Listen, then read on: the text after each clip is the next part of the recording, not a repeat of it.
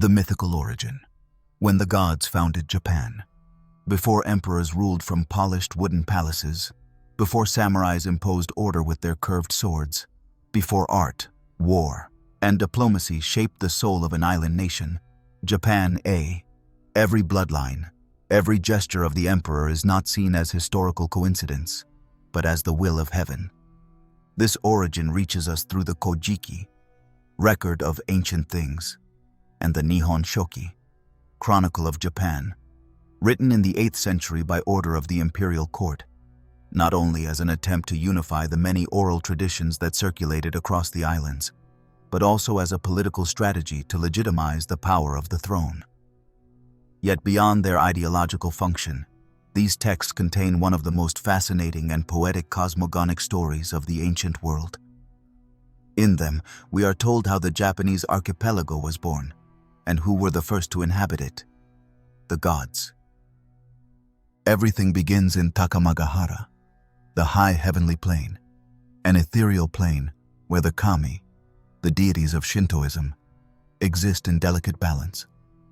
There, the primordial gods gather and deliberate over the birth of the world, until they finally decide to send a divine couple to shape the chaos. Thus appear Izanagi and Izanami, the creators. Their names literally mean he who invites and she who invites, and together they represent the duality that structures not only the universe but also human life. They are given a celestial spear adorned with jewels, known as the Ame no Nuboko, and from the floating bridge of heaven, which connects the celestial and earthly realms, they dip it into the primordial ocean. When they lift it, the drops that fall from the tip of the spear solidify and form the first island, Onogoro-shima. Upon that sacred land, Izanagi and Izanami descend to perform the first marriage ritual. The myth says that in their first ceremony, Izanami spoke before her husband, resulting in the birth of deformed beings. When they repeat the ritual correctly, with Izanagi taking the initiative, the world begins to bloom as it should. From their union, the 8 main islands of Japan are born, along with many gods connected to natural elements, mountains, rivers, storms, and vital phenomena. But the story does not stop at creation. It also presents a tragedy with dark and deeply human tones. During the birth of the god of fire, Izanami dies, burned by the flames of the child she brings into the world. Desperate, Izanagi tries to recover her and descends into the Yomi, the underworld, a place of rot and darkness. The image is brutal. There he finds his wife turned into a decaying corpse, surrounded by demonic spirits. Upon seeing her, Izanagi flees in horror and seals the entrance to the world of the dead, establishing the definitive separation between life and death. The myth of his return marks a key moment. After purifying himself in a river, Izanagi frees himself from the darkness of Yomi, and in that act of ablution gives birth to 3 of the most important deities in the Japanese pantheon. From his left eye is born Amaterasu, the sun goddess, radiant and serene, destined to occupy the highest place in the sky. From his right eye comes Tsukuyomi, the god of the moon, and from his nose, the impetuous Susanoo, god of the sea and storms. This divine triad represents the essential forces of the cosmos and establishes a fragile balance that will define the generations to come. Amaterasu is, without a doubt, the central figure. Her light not only illuminates the world, but also defines the power of the Japanese throne. According to tradition, the emperors are her direct descendants, an unbroken bloodline of divine origin that grants the imperial house a unique legitimacy in the world. No other monarchy has lasted so long with such mythical roots. But even the gods make mistakes. Susanoo's violent nature disrupts the order. Jealous of the favor Amaterasu receives, he spreads chaos across the heavens, destroys sacred rice fields, and desecrates temples. Finally, in an act of symbolic violence, he throws a dead horse into his sister's celestial palace, causing such outrage that Amaterasu withdraws from the world and locks herself in a cave, denying her light to the universe. The world falls into eternal night. The gods, desperate, turn to all kinds of rituals and dances to bring her back. Then, a goddess performs a lewd dance, provoking laughter in the heavens and managing to make Amaterasu, intrigued, peek out. At that moment, they place a mirror in front of her. Upon seeing her reflection, her curiosity overcomes her fear, and she emerges. The light returns to the world. This mirror, together with Susanu's sword and a sacred jewel, form the three imperial treasures of Japan, known as the Sanshu no Jingi. They are not mere relics, but mythical emblems of imperial power. It is said that even today they accompany each new emperor during their enthronement, although they are rarely shown in public. Their symbolic power lies precisely in their mystery. The story continues with the descent of Amaterasu's grandson, Ninigi no Mikoto, to govern the earth from Mount Takachiho. To him are given the three treasures as proof of his divine authority. His grandson, Jimmu, will become the first emperor of Japan, according to tradition, in the year 660 before the Common Era. From then on, the imperial line is traced as a sacred continuity, making Japan a country where history and myth are inseparably intertwined. This story was never meant to be just a beautiful tale or a fairy tale. It served vital functions. It legitimized the emperor's power, established a common origin for the islands, united clans under shared symbols, and explained natural phenomena through divine archetypes. Shintoism, born from this mythology, never codified dogmas or demanded conversions. It focused on the relationship with the kami, with nature, with ancestors. Every mountain, every river, every rock could contain a spirit. The world was not a profane place to be purified, but a space full of the sacred. Even today, in an ultra-modern Japan, where magnetic levitation trains cross futuristic cities, it is common to see small shrines by the roadside, where someone leaves a coin, bows, and murmurs a prayer. The echo of Izanagi and Izanami, the light of Amaterasu, the roar of Susanoo, still live on, not only in ancient texts, but in the cultural memory of a people who, though they have changed 1,000 times, have never forgotten who said they were born from the gods. This is the beginning of everything. Here, among sacred mirrors, heavenly spears, and divine caves, the story of Japan begins. A country that cannot be explained only by its geography or politics, but by the stories its people told to understand why they were there, who created them, and what they were meant to honor. Because in Japan, before history, came myth. The first settlements, Jōmon and Yayoi, long before imperial palaces were carved in stone, before language was shaped into characters, and when wars were simply fights over hunting or water, Japan was already inhabited. Beneath the same skies that now witness trains and towers, there once lived a people in harmony with the natural cycles, who shaped their world with patience and fire, who saw the land as a mother rather than a territory to conquer. This humanity, distant in time but deeply rooted in the soul of the archipelago, belongs to the Jōmon period, the oldest known civilization in Japan. Its traces have survived buried in caves, hills, and under layers of history, like a whisper that can still be heard if one listens closely. It is estimated that the Jōmon period began around 14,000 years before the Common Era, a time so distant it is difficult to imagine. It was a Japan still connected to the continent by land bridges, a Japan where the temperatures were colder and the forests covered much of the islands. What sets this culture apart from other ancient ones is its sophistication amid a way of life that, from the outside, might seem primitive. The Jōmon people were hunters, fishers, and gatherers, but that does not mean they lived randomly or in chaos. On the contrary, they developed a deep relationship with their environment. They learned to read the signs of the forest, to anticipate the rhythm of the tides, to store food, and to live in organized groups. But what truly makes them unique is their pottery. The term Jōmon literally means cord marks, referring to the distinctive decorations they imprinted onto clay before firing it. These vessels, some simple, others extraordinarily ornate, are much more than tools. They are the expression of a deeply developed aesthetic sensitivity, a visual language that reveals emotions, beliefs, and a way of understanding the world.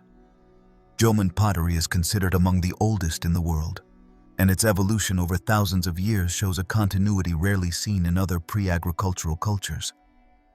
In addition to their ceramic works, they also left behind the dogu, clay figurines with human shapes, exaggeratedly large eyes, pronounced hips, and bodies decorated with what appear to be tattoos or ritual garments.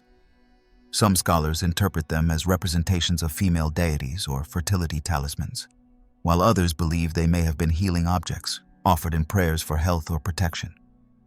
Although their exact meaning remains a mystery, their mere existence speaks of a rich spirituality and a symbolic way of thinking that goes beyond mere survival. For millennia, the Jōmon peoples lived without major wars, without kings, without rigid hierarchies, and without the pressure to conquer beyond what was necessary. They had time for contemplation, for art, to build semi-subterranean homes resistant to the climate, and to observe the cycles of life attentively. Their culture evolved slowly, without violent breaks, and for thousands of years they continued to live on the same land, perfecting their techniques and expanding their horizons. However, toward the end of the second millennium before the Common Era, something changed. From the continent, new waves of migrants began to arrive. Coming from what is now known as the Korean Peninsula and regions of present-day China, these groups brought entirely different technologies. They mastered rice farming in flooded fields, a technique that revolutionized food production and social organization. They also knew how to work with metal, using bronze and iron, and they had structured hierarchical societies. With them began what is now known as the Yayoi period. The contact between the Jōmon and Yayoi peoples was not necessarily an open war, but it did imply a gradual replacement of lifestyles. The arrival of rice, for example, transformed the relationship with the land. While the Jōmon gathered what nature offered, the Yayoi began to reshape the landscape. They drained land, built canals, and established permanent villages around rice paddies. This brought not only a new way of eating, but also the appearance of surpluses, of property, of social classes, and of conflicts over resource control. Archaeological evidence shows a radical change in architecture, tools, and village layouts. Houses became larger, settlements more densely populated, and burial sites more differentiated. Weapons began to appear, not just for hunting, but also for combat. Remains of defensive ditches have been found, indicating that with this new culture came the need to defend, to negotiate, or to impose. In some areas, a cultural blending took place. In others, Jōmon populations were displaced to mountainous regions or to the north, surviving in places like Hokkaido, where their descendants, the Ainu, would maintain their customs for centuries. The Yayoi period marks a turning point in Japanese history, not only because it introduced intensive farming and metal tools, but because it enabled for the first time the formation of complex political structures. Tribal leaders began to emerge with religious and military power, capable of organizing entire communities. Some of these chiefs were buried with ritual objects and swords, surrounded by decorated vessels and bronze mirrors imported from China, indicating diplomatic and commercial relations beyond the archipelago. One of the most fascinating mysteries of this era is the figure of Queen Himiko, mentioned in Chinese chronicles from the 3rd century. According to these records, Himiko was a shaman queen who ruled the kingdom of Yamato. She practiced divination and kept peace between clans through rituals. She communicated with her subjects through her brother, lived in seclusion in her palace, and ruled with an authority that apparently was not questioned, although the exact location of Yamato remains a matter of debate among historians. The mere existence of this foreign account shows that Japan was beginning to be seen as an entity with recognizable political structures, though still fragmented and diverse. The transition from the Jōmon to the Yayoi period was not simply a technical shift. It was the beginning of a profound transformation that, within a few centuries, would lead to the emergence of proto-states, the rise of a ruling elite, and eventually the appearance of the imperial lineage. But it is important to understand that, although history is often told in terms of succession, nothing truly disappears. Elements of the Jōmon spirit survived in religious practices, in reverence for nature, in Japanese aesthetic sensitivity. What we associate today with Shintoism, with wooden shrines surrounded by sacred trees, and the worship of invisible forces, has roots that reach deep into that remote antiquity, when no written words existed, but there was already a reverent gaze toward the unseen. Japan, even in its most archaic beginnings, demonstrated a unique ability to absorb, transform, and recreate. The arrival of the Yayoi did not erase the Jōmon. It integrated it in a silent, complex, and enduring way. In that interweaving lies the key to the Japanese spirit: permanence through change, harmony in diversity, continuity within movement. From the first chord marks on pottery to perfectly aligned rice fields, from ritual caves to ceremonial bronzes, the Japan we know today was built upon these ancient times. And though the passage of time may have buried these peoples under layers of forgetfulness, each archaeological discovery, each piece of pottery, each carved stone, brings back part of that memory. A memory that, far from being dead, still pulses in the silence of the forests, in forgotten shrines, in the deep echoes of a country that still remembers. It was once shaped by humble, patient, and wise hands.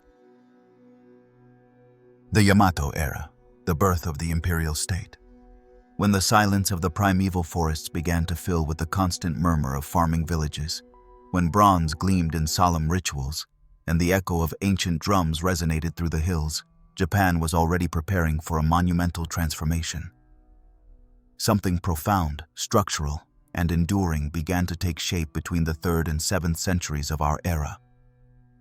It was not a sudden revolution, nor an empire imposed by brutal conquest, but a slow crystallization of power, a convergence of bloodlines, beliefs, and structures that would give rise to the political and spiritual heart of classical Japan. That primitive seed of the state, that first attempt at unity, is known as the Yamato era. The name comes from a fertile region in present-day Nara, in the Kansai Basin, where a dominant group managed to expand its influence far beyond its valleys and mountains. Although the history of this period blends with legend, archaeologists and ancient chroniclers agree that here lie the foundations of Imperial Japan. The Yamato dynasty, which still occupies the throne today under the symbolic figure of the emperor, traces its roots back to this era, to a time when political power, religion, and divine blood were woven together like branches of the same sacred tree. The remnants of this consolidation are found in the enormous burial mounds known as kofun, true artificial mountains covered in vegetation that still stand as guardians of the past. These tombs, many shaped like keyholes, held the first political leaders who succeeded in centralizing power. The scale of some of them, like the majestic Daisen Kofun attributed to Emperor Nintoku, defies the imagination and speaks of an already considerable authority. These funerary structures were not merely places of rest, but declarations of dominance. Thousands of hands participated in their construction. Luxury objects imported from the continent were found around them, and their very existence indicates that the archipelago already understood hierarchy, prestige, and ancestor worship as forms of control and cohesion. Although Japan was still a mosaic of clans, or uji, competing for resources and prestige, the Yamato began to consolidate alliances through diplomacy, strategic marriages, and symbolic imposition. This era witnessed the rise of a ruling class that combined religious and political functions.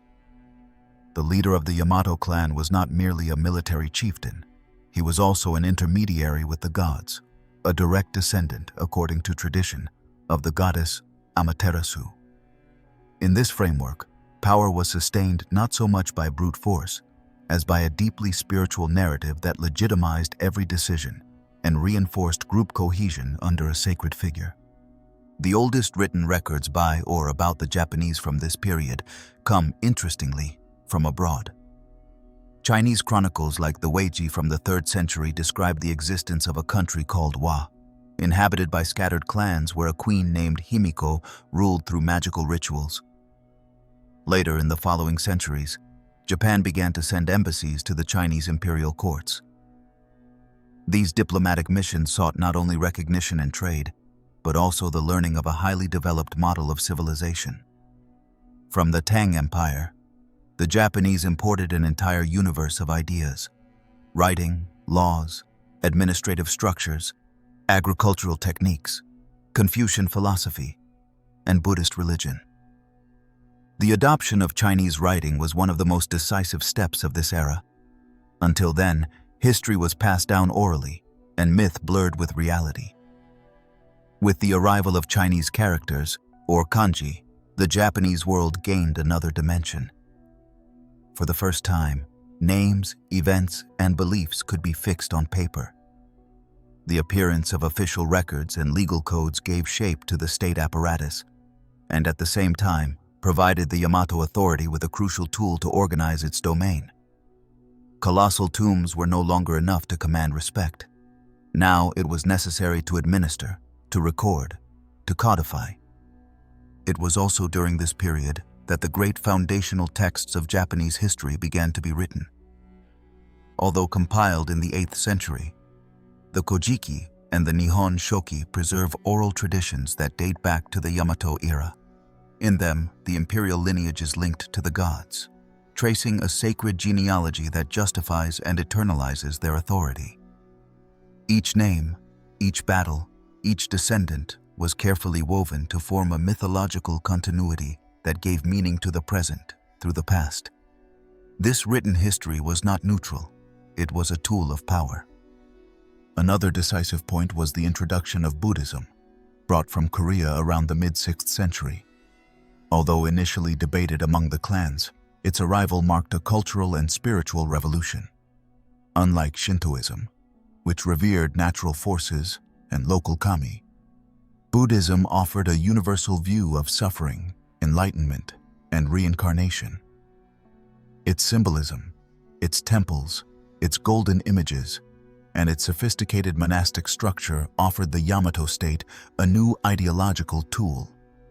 By adopting Buddhism, political power aligned itself with the great Asian civilizations, and at the same time found in this religion an ally to control the population through ethical codes and public ceremonies. During the reign of Prince Shotoku, a legendary figure of the Asuka era, an ambitious program of cultural modernization was promoted. A 17-article constitution influenced by Confucianism was drafted. Power centralization was reinforced, and diplomatic contact with the continent intensified. Although parts of this story were embellished by tradition, his legacy is evident. Shotoku represents the ideal of the wise, cultured, and pious ruler, a symbol of a time when Japan embraced a new conception of governance and civilization. The centralization process continued in the following decades. Censuses were created, taxes were imposed, and the territory was organized into provinces under direct control of the central power. The figure of the emperor, though still shrouded in mystery and divine aura, now relied on a concrete administrative apparatus. The Ritsuryo system, influenced by Chinese legal models, established penal codes, land registers, and a more coherent military organization. Japan began to conceive of itself as a unified entity, not just through culture and religion, but through administrative control. However, the birth of the imperial state was neither uniform nor free of tensions. Many clans resisted centralization, Uprisings were frequent, and distant regions maintained their own traditions. The north of the country, inhabited by peoples like the Emishi, retained its autonomy and was viewed with suspicion by the court. The unification process was slow, full of contradictions, and often more symbolic than real. But the foundations were there: a divine throne, an imperial religion, a written administration, and a vision of Japan as a cohesive political body. In the Yamato era, Japan ceased to be a collection of scattered villages and became a nation with a soul. It was the time when the emperor went from being just another chieftain to becoming the living embodiment of celestial will. It was the time when myth was institutionalized, power was codified, and history began to be written in black ink on rice paper. In those decades of transformation, the ancient face of classical Japan was forged, a face that in some way still remains in imperial rituals, national symbols, and the silence that surrounds the throne. The Yamato era was not just the birth of a state. It was the patient construction of an identity woven with legend, structured with law, and sealed with deep respect for the sacred. An identity that would survive wars, catastrophes, and revolutions because it had been built with the right words and the time required. Thus began the official history of Japan, not from the sword, but from the ceremony, from the narrative, from the myth that became law. Nara and Buddhist Japan, temples, laws, and writing. In the heart of a plain surrounded by gentle hills and silent forests, the first permanent capital of historical Japan rose. Nara, known at the time as Heijō-kyo. It was the year 710 of our era, and the Japanese world, after centuries of migrations, consolidations, and myths, decided to settle in a fixed place from which to govern, legislate, and build a lasting image of civilization. For the first time, the entire country seemed to revolve around a city built with intention, symmetry, and political meaning. Nara was not just a settlement, it was a declaration. Japan was entering a new era, one in which power was affirmed not only through lineage, but also through knowledge, religion, and monumentality. Inspired by Chinese cities such as Chang'an, the capital of the Tang dynasty, Heijō-kyo was laid out following geometric principles, with streets intersecting at right angles, palaces in the north, markets in the south, and a layout that echoed cosmic order. It was a city built to reflect not only political stability, but also a moral and spiritual order. Its symmetry was not merely aesthetic, it was ideological. At the center stood the Imperial Palace. Around it, temples, ministries, residences of nobles and officials. For the first time, the court could be seen as something distinct from the clan, a state institution, surrounded by symbols, hierarchies, and legal texts. In this context, Buddhism became a pillar of power. Although it had been introduced centuries earlier from Korea, it was in Nara that it reached colossal dimensions. The religion, far from remaining in the private or communal realm, became a tool of the state. The emperor ruled not only by divine right inherited from Amaterasu, but also as a defender of Buddhist law. Suffering, the order of karma, the search for enlightenment. All of this was now expressed through architecture, ritual, and politics. Buddhism provided an ethical framework, but also an aesthetic, a monastic structure, and a network of contacts with the continent that reinforced imperial authority. One of the most extraordinary monuments of this era is the Todaiji, a majestic temple that still stands in Nara as a testimony to a time when faith and power shared the same stone. Inside the Todaiji is the Daibutsu, the great Buddha of Nara, a bronze statue 15 meters high representing the Buddha Vairocana, symbol of the enlightened universe. Cast over many years with an immense amount of human and material resources, the Daibutsu was more than a religious work. It was a physical manifestation of imperial will. Under the reign of Emperor Shomu, its construction mobilized the entire country and solidified the monarch's role as protector of Buddhism. The act of casting that gigantic image was, at the same time, an act of fusing the soul of the people with the state. But Nara's greatness was not limited to religion. It was during this period that writing and law were institutionalized with unprecedented strength. Influenced by the legal codes of China, Japanese rulers developed their own system of legislation, known as the Ritsuryo system, which combined penal codes, called Ritsu, and administrative codes, called Ryo. These texts were not mere lists of rules, but complex treatises on human conduct, social hierarchy, and the functioning of the state apparatus. They established everything from taxes to the age of military conscription, from punishments for crimes to court ceremonies. For the first time, the country could be administered as a unified whole, with common laws, judges, bureaucrats, and written records. The impact of writing was enormous. Until then, history and traditions had been transmitted orally or through symbolic records. Now, thanks to Chinese characters and the progressive development of a native calligraphy, the collective memory began to be codified. In the year 712, the Kojiki was completed, and in the year 720, the Nihon Shoki. These texts, in addition to containing myths and genealogies, outlined the official vision of the country, its divine origin, its imperial destiny, its centrality in the Asian cosmos. They were not popular tales. They were state documents, and as such, they defined not only the past, but also the political present. The relationship between Buddhism and power, however, was not without conflict. As temples grew in wealth and prestige, they began to accumulate land, influence, and autonomy. The Sohei, or warrior monks, would appear later, but the seeds of that symbiosis between religion and force were already present. Control over the temples became a matter of state, and imperial courts began to appoint abbots, finance monasteries, and closely monitor doctrines. Japanese Buddhism, though born of universal ideas, became a deeply local tool, adapted to the needs of power. The role of women in this era also deserves close attention. Several empresses occupied the throne during the Nara period, among them Empress Genmei, who moved the capital to Heijokyo, and Empress Shotoku, formerly known as Koken, one of the most complex and debated figures of the time. Her closeness to the monk Dokyo, a charismatic figure who even aspired to the throne, triggered a conservative backlash that would shape the centuries to come.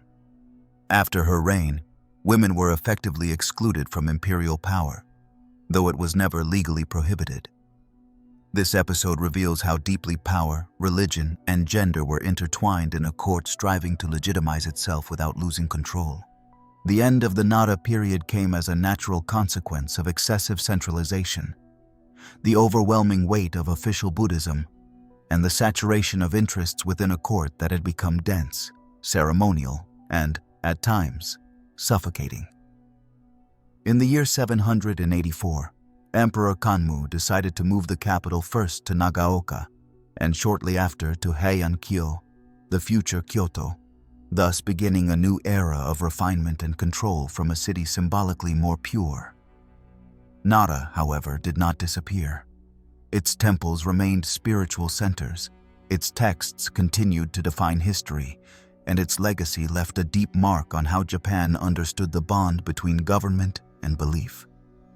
To look back at the Nara period is to peer into a foundational moment when Japanese culture stopped looking only inward and embraced a broader, continental, systematic vision.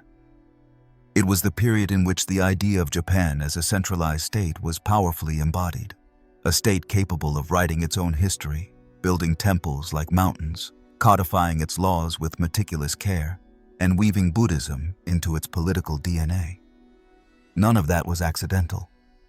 All of it was built with a purpose, to give permanence to the ephemeral, form to the invisible, and order to a world that until then had been a constant flow.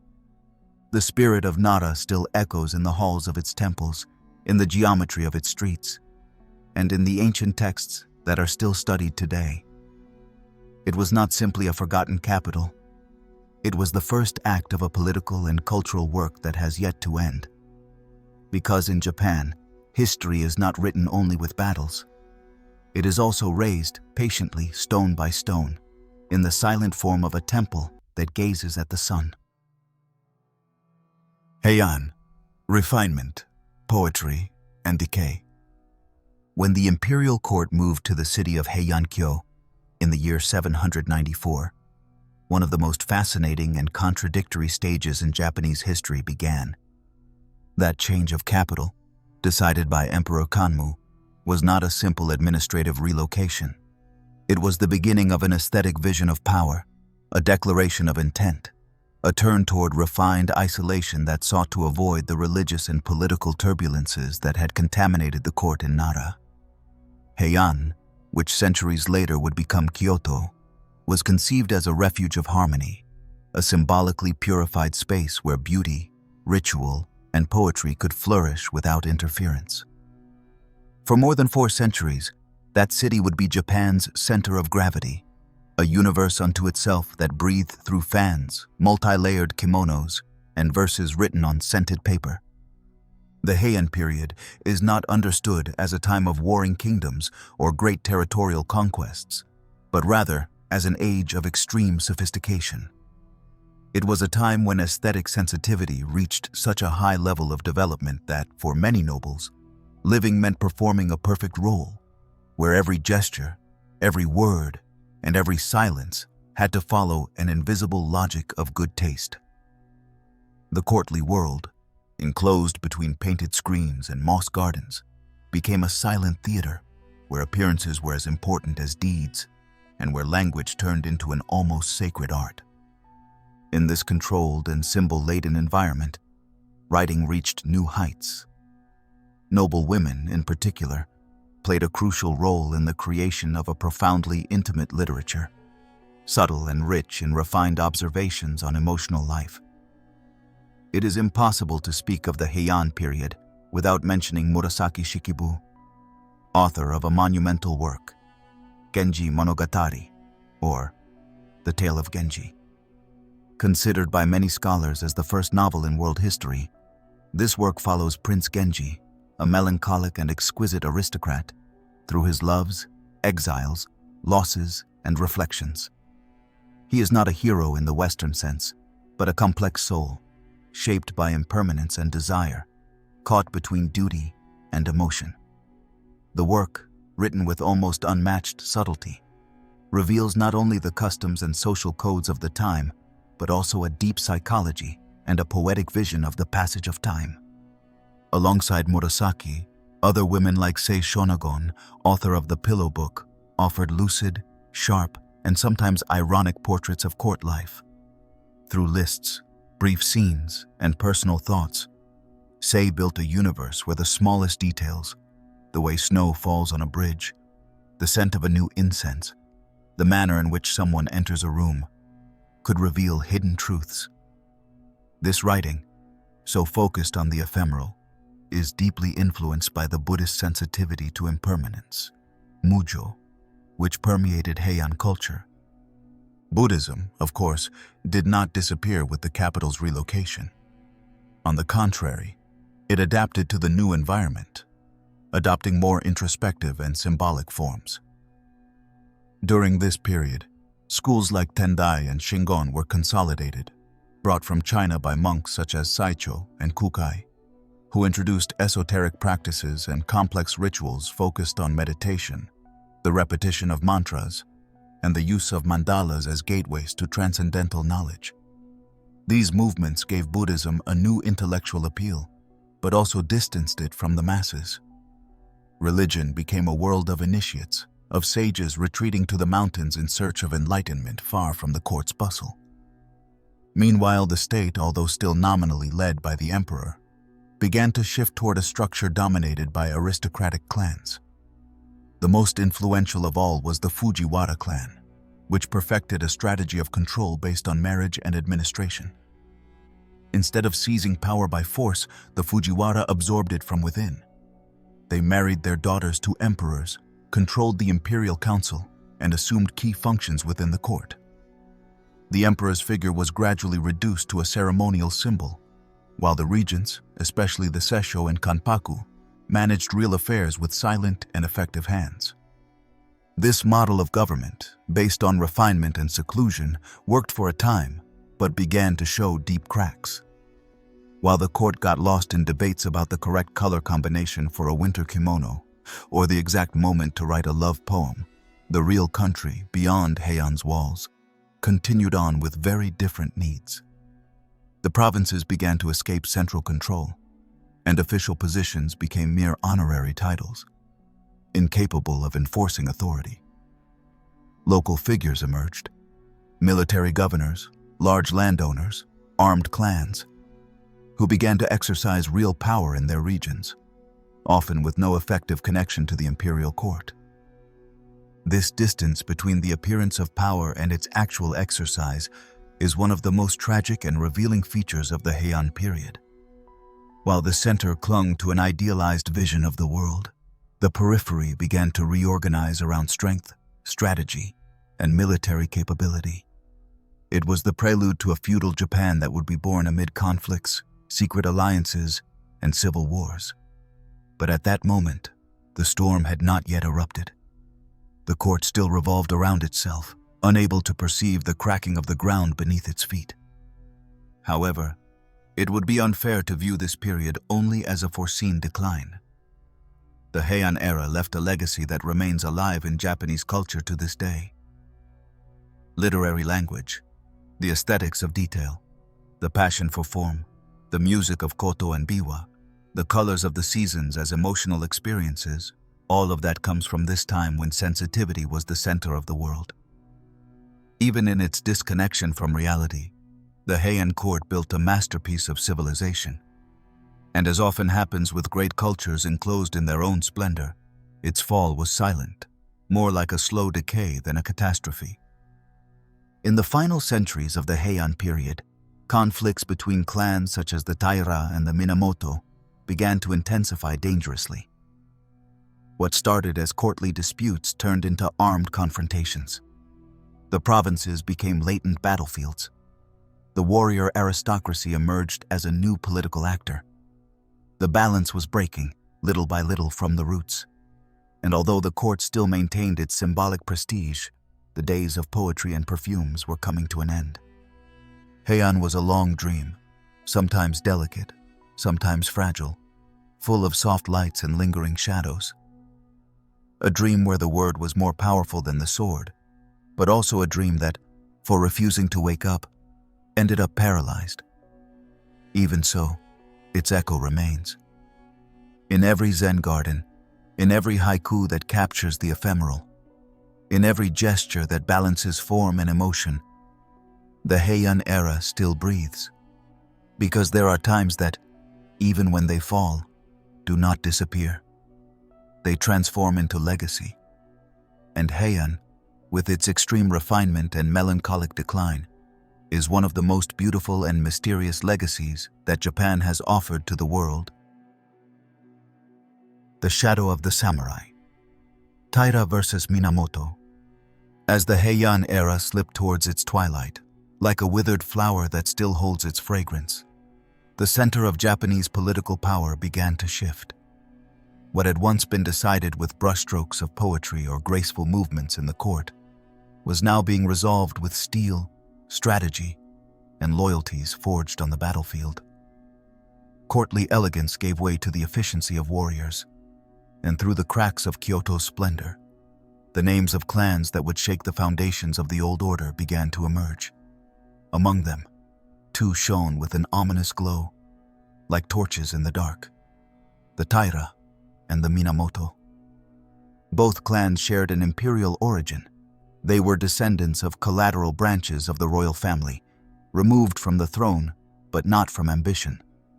Throughout the 9th and 10th centuries, these lineages were sent to the most distant provinces to exercise control of the court in faraway lands. But over time, instead of reinforcing the center, they became autonomous centers of power, honing their military skills, creating networks of vassalage, and accumulating wealth and lands. What the court had tried to use as its armed arm slowly became its most threatening shadow. The Taira, also known as the Heike clan, shone first. Under the leadership of Taira no Kiyomori, they reached unprecedented influence. Kiyomori was not simply a victorious warrior. He was a ruthless political strategist who skillfully maneuvered within the court's labyrinth with calculated ability. He married his daughter to an emperor, rose to positions of great prestige such as Grand Minister of State, and became a feared figure both on the battlefield and in the halls of Heian. For a brief period, the Taira seemed to have achieved what no other warrior clan had managed: to dominate Japan from the throne itself, without abolishing it, but controlling its strings from the shadows. However, Kiyomori's power was an intense and brief flame. His authoritarian methods, his disdain for the unwritten rules of nobility, and his will to make the Heike clan a parallel dynasty awakened resentment. Among the many silent enemies he accumulated, none was more dangerous than the Minamoto, also known as the Genji clan. They had been defeated and scattered after a previous conflict, the Hogan Rebellion in 1156 and the Heiji Rebellion in 1159, but had not been destroyed. Some of their members, including the young Minamoto no Yoritomo, had survived exile, waiting, learning, observing. Yoritomo, exiled in Izu since his adolescence, seemed forgotten by history, but he carried in his blood the memory of his lineage, and in his heart the weight of humiliation. When in 1180 a new imperial revolt against the Taira broke out, led by Prince Mochihito, Yoritomo seized the opportunity. He raised his banner, gathered allies in eastern Japan, and began a conflict that would mark the end of an era: the Genpei War. The Genpei War was not a simple series of military confrontations. It was a political and social earthquake that reshaped the landscape of Japan. Over 5 years, between 1180 and 1185, the country transformed into a board of unstable alliances, betrayals, sieges, and battles that mixed the tradition of chivalry with the brutality of civil conflict. The stories of this war, collected centuries later in the Heike Monogatari, form one of the great epic tales of Japanese literature. It is no coincidence that its opening verse says, "The sound of the bells of Gion Temple echoes with the impermanence of all things." One of the most intense aspects of this war was the emergence of a new ideal of warrior. The samurai, until then a figure subordinate to aristocratic power, began to emerge as an autonomous actor. Valor in combat, absolute loyalty to one's lord, the willingness to die with dignity. All of this began to crystallize around an ethic that centuries later would be called Bushido. The Genpei War forged the myths of heroic samurai, decisive duels, poetic deaths under a rain of arrows, suicidal charges, and unbreakable oaths. A figure who captured the imagination of the people was Minamoto no Yoshitsune, Yoritomo's half-brother. A brilliant strategist, bold and charismatic, he was the architect of some of the most spectacular victories of the Minamoto side, including the legendary Battle of Ichi no Tani and the decisive naval battle of Dan no Ura, where the Taira were finally defeated. The drama of this last battle, which took place in 1185, holds one of the most moving episodes in Japanese history.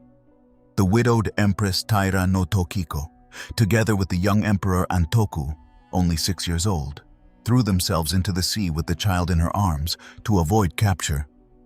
Since then, the Sea of Shimonoseki holds the souls of the Heike. But victory did not bring immediate peace.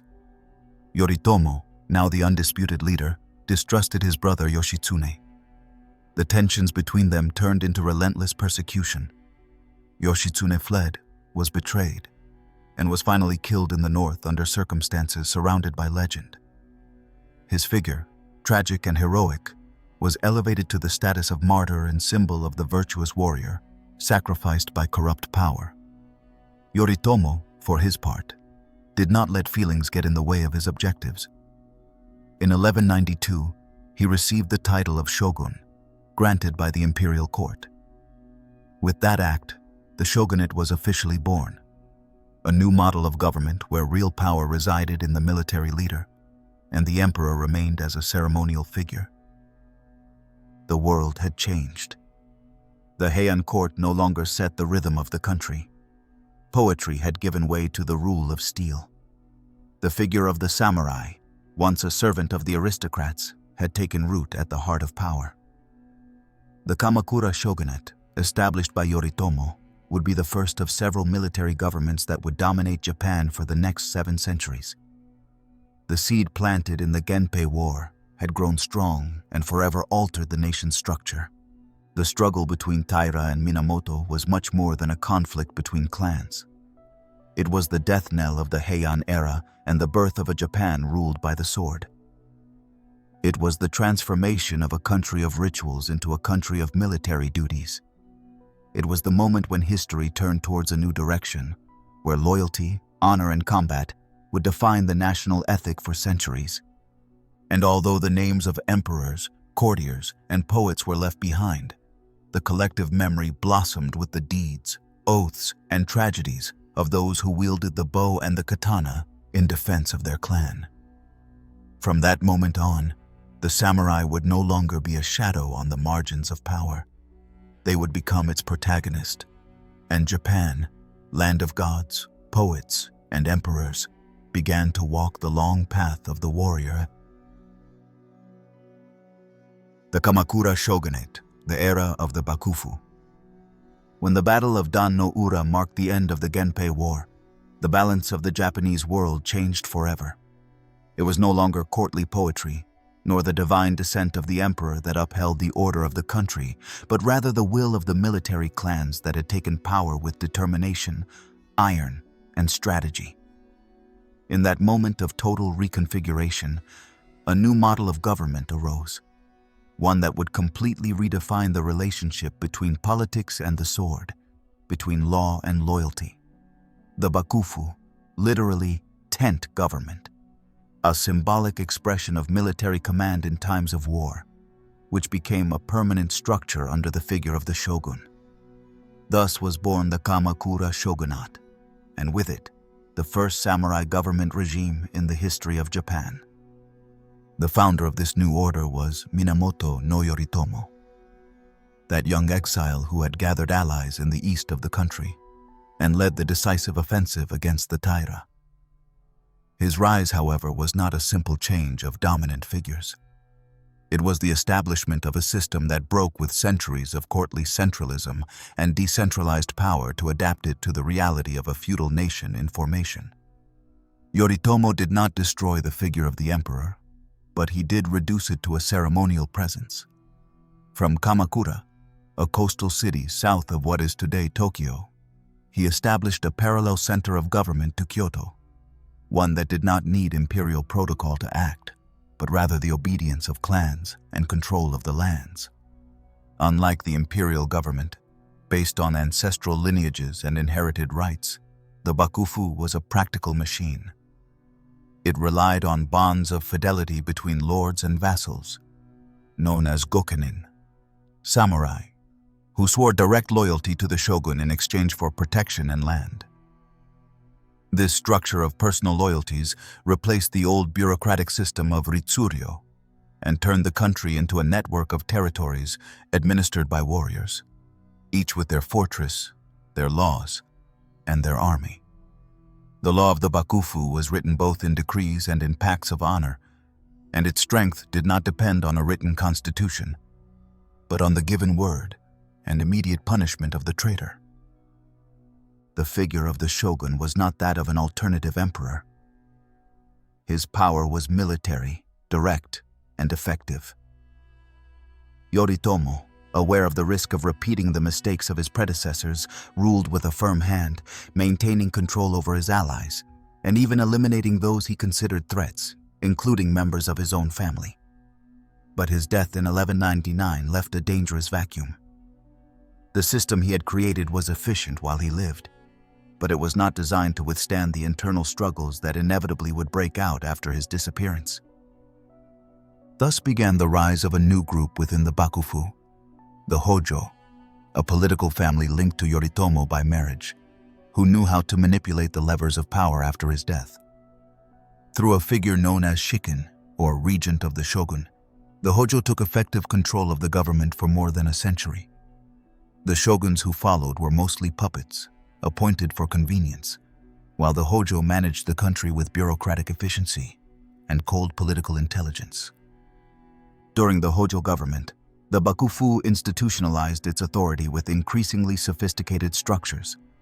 The Hyojoshu was created, a council of regents and magistrates who judged important cases, and a samurai jurisprudence was established that combined custom with new written regulations. The law began to have a more military than civil character, and the concept of justice was oriented toward maintaining order, protecting property, and feudal loyalty.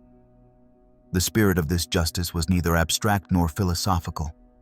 It was pragmatic and aimed at resolving disputes between clans, regulating inheritances, punishing betrayals, and maintaining peace in a country accustomed to conflict. But no system of power is eternal, and the Kamakura shogunate would face a test that neither codes nor alliances could foresee: a foreign invasion. At the end of the 13th century, the Japanese horizon began to fill with troubling signs. From the continent, the Mongols, under the leadership of Kublai Khan, had conquered much of Asia and sent emissaries to Japan demanding tribute and submission. The response of the Hojo was defiant. They would not send tribute nor recognize foreign sovereignty. The Bakufu would not tolerate threats. In 1274, a first Mongol fleet, composed of thousands of men, approached the coasts of Kyushu. The Japanese, led by local lords and backed by the Bakufu, offered fierce but poorly coordinated resistance. The battle was bloody but incomplete. A sudden storm, remembered by history as Kamikaze, divine wind, destroyed much of the invading fleet and forced the Mongols to retreat. But that was not the end. In 1281, a second invasion, much larger and better prepared, again threatened the Japanese coasts. The defenders, this time with fortifications built during the years of truce, resisted for weeks. And again, an unexpected typhoon swept away the enemy ships, sinking them in the violent waters of the Sea of Japan. These victories, celebrated as acts of divine intervention, reinforced the sacred aura of the country but weakened the shogunate. The wars against the Mongols left no loot nor lands to distribute among the warriors who had fought. The Bakufu, which relied greatly on its capacity to reward the loyal, began to show cracks. The debt to the samurai increased, discontent grew, and the figure of the Hojo, once a symbol of stability, began to become a target of resentment. During the following decades, the power of the shogunate slowly eroded. Conspiracies arose, isolated rebellions, tensions between the imperial court of Kyoto and the military rulers of Kamakura. A prominent figure was Emperor Go-Daigo, who at the beginning of the 14th century attempted to recover imperial power and eliminate the Bakufu. His rebellion, known as the Kenmu Restoration, was brief but significant. Although the Hojo managed to suppress it, the movement opened a breach. Shortly after, General Ashikaga Takauji, sent to quell the imperial revolt, changed sides and rebelled against the Hojo, causing the definitive fall of the Kamakura shogunate in 1333. The era of the Bakufu was not a simple military dictatorship, nor a dark chapter as it is sometimes portrayed. It was the beginning of a form of government that responded to the reality of a fragmented, dynamic country with multiple centers of power.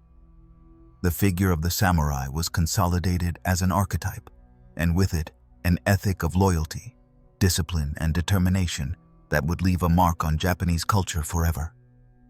From the hills of Kamakura, where the enormous great bronze Buddha still stands, a silent witness to those turbulent centuries, one can imagine the echo of warriors' footsteps, the weight of armor, the decisions that changed history.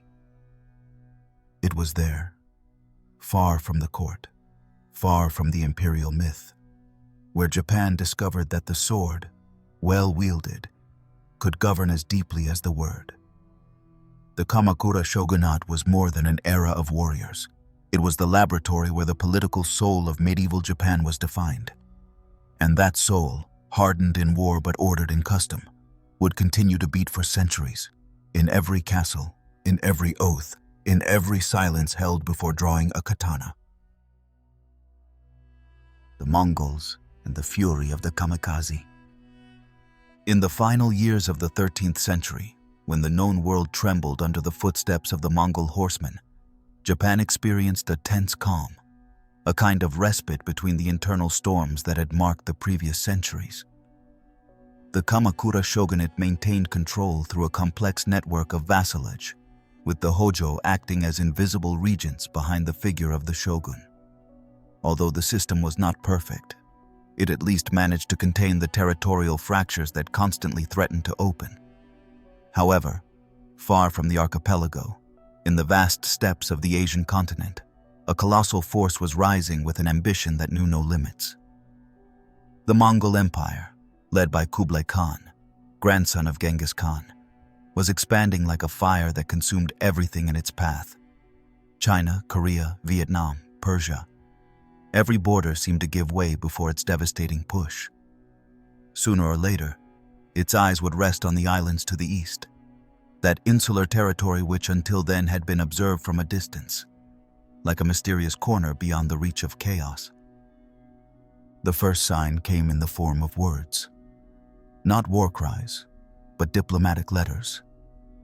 Kublai Khan, established as emperor of the newly founded Yuan dynasty in China, sent envoys to Japan in 1268 with a proposal that was more threat than courtesy. In apparently civilized terms, he requested that the shogunate recognize Mongol supremacy and submit to the universal order the Khan intended to impose. The language was measured, but the intent was clear. Surrender without a fight or suffer the consequences. The Hojo, aware of the danger this implied, chose to ignore the message. They did not respond. In their view, Japan should not bow to any foreigner, much less one who did not share their culture, faith, or worldview. In that context, silence was a provocation. Over the following years, more embassies arrived from China with the same imperious tone. And again, they were rejected or ignored. For the shogunate, responding would have meant admitting a hierarchy that placed Japan beneath another kingdom, and that was unacceptable. What they did not know was that, on the other side of the sea, Kublai Khan was already preparing an invasion fleet. He was doing so not only in response to the affront, but as part of his totalizing ambition. He wanted to complete the map of his dominion with the islands that still resisted him. He wanted to impose his order where resistance was disguised as tradition. In 1274, the first great test arrived. A fleet of more than 800 ships set sail from Korea, carrying around 30,000 Mongol, Chinese, and Korean soldiers, all under the Khan's banner. These were experienced troops, hardened in campaigns against the Southern Song, accustomed to advancing like storms, disciplined and ruthless. Opposing them, the Japanese were disorganized, with little experience in naval warfare, and lacking a central maritime defense structure. Still, the local clans of Kyushu responded quickly. The samurai warriors, accustomed to individual duels and codes of honor, faced a completely different form of combat. Coordinated mass attacks, use of explosive projectiles, something unprecedented for the Japanese, and a brutality without nuances. The land battle was fierce, especially in Hakata Bay.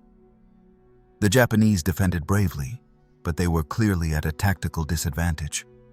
For 2 days, the fighting remained in an unstable balance until the unexpected happened. A storm, possibly a typhoon, struck the bay with relentless violence. The Mongol ships, many of them improvised and poorly anchored, were dragged away, overturned, and destroyed by the wind and waves. It is estimated that nearly a third of the fleet was lost.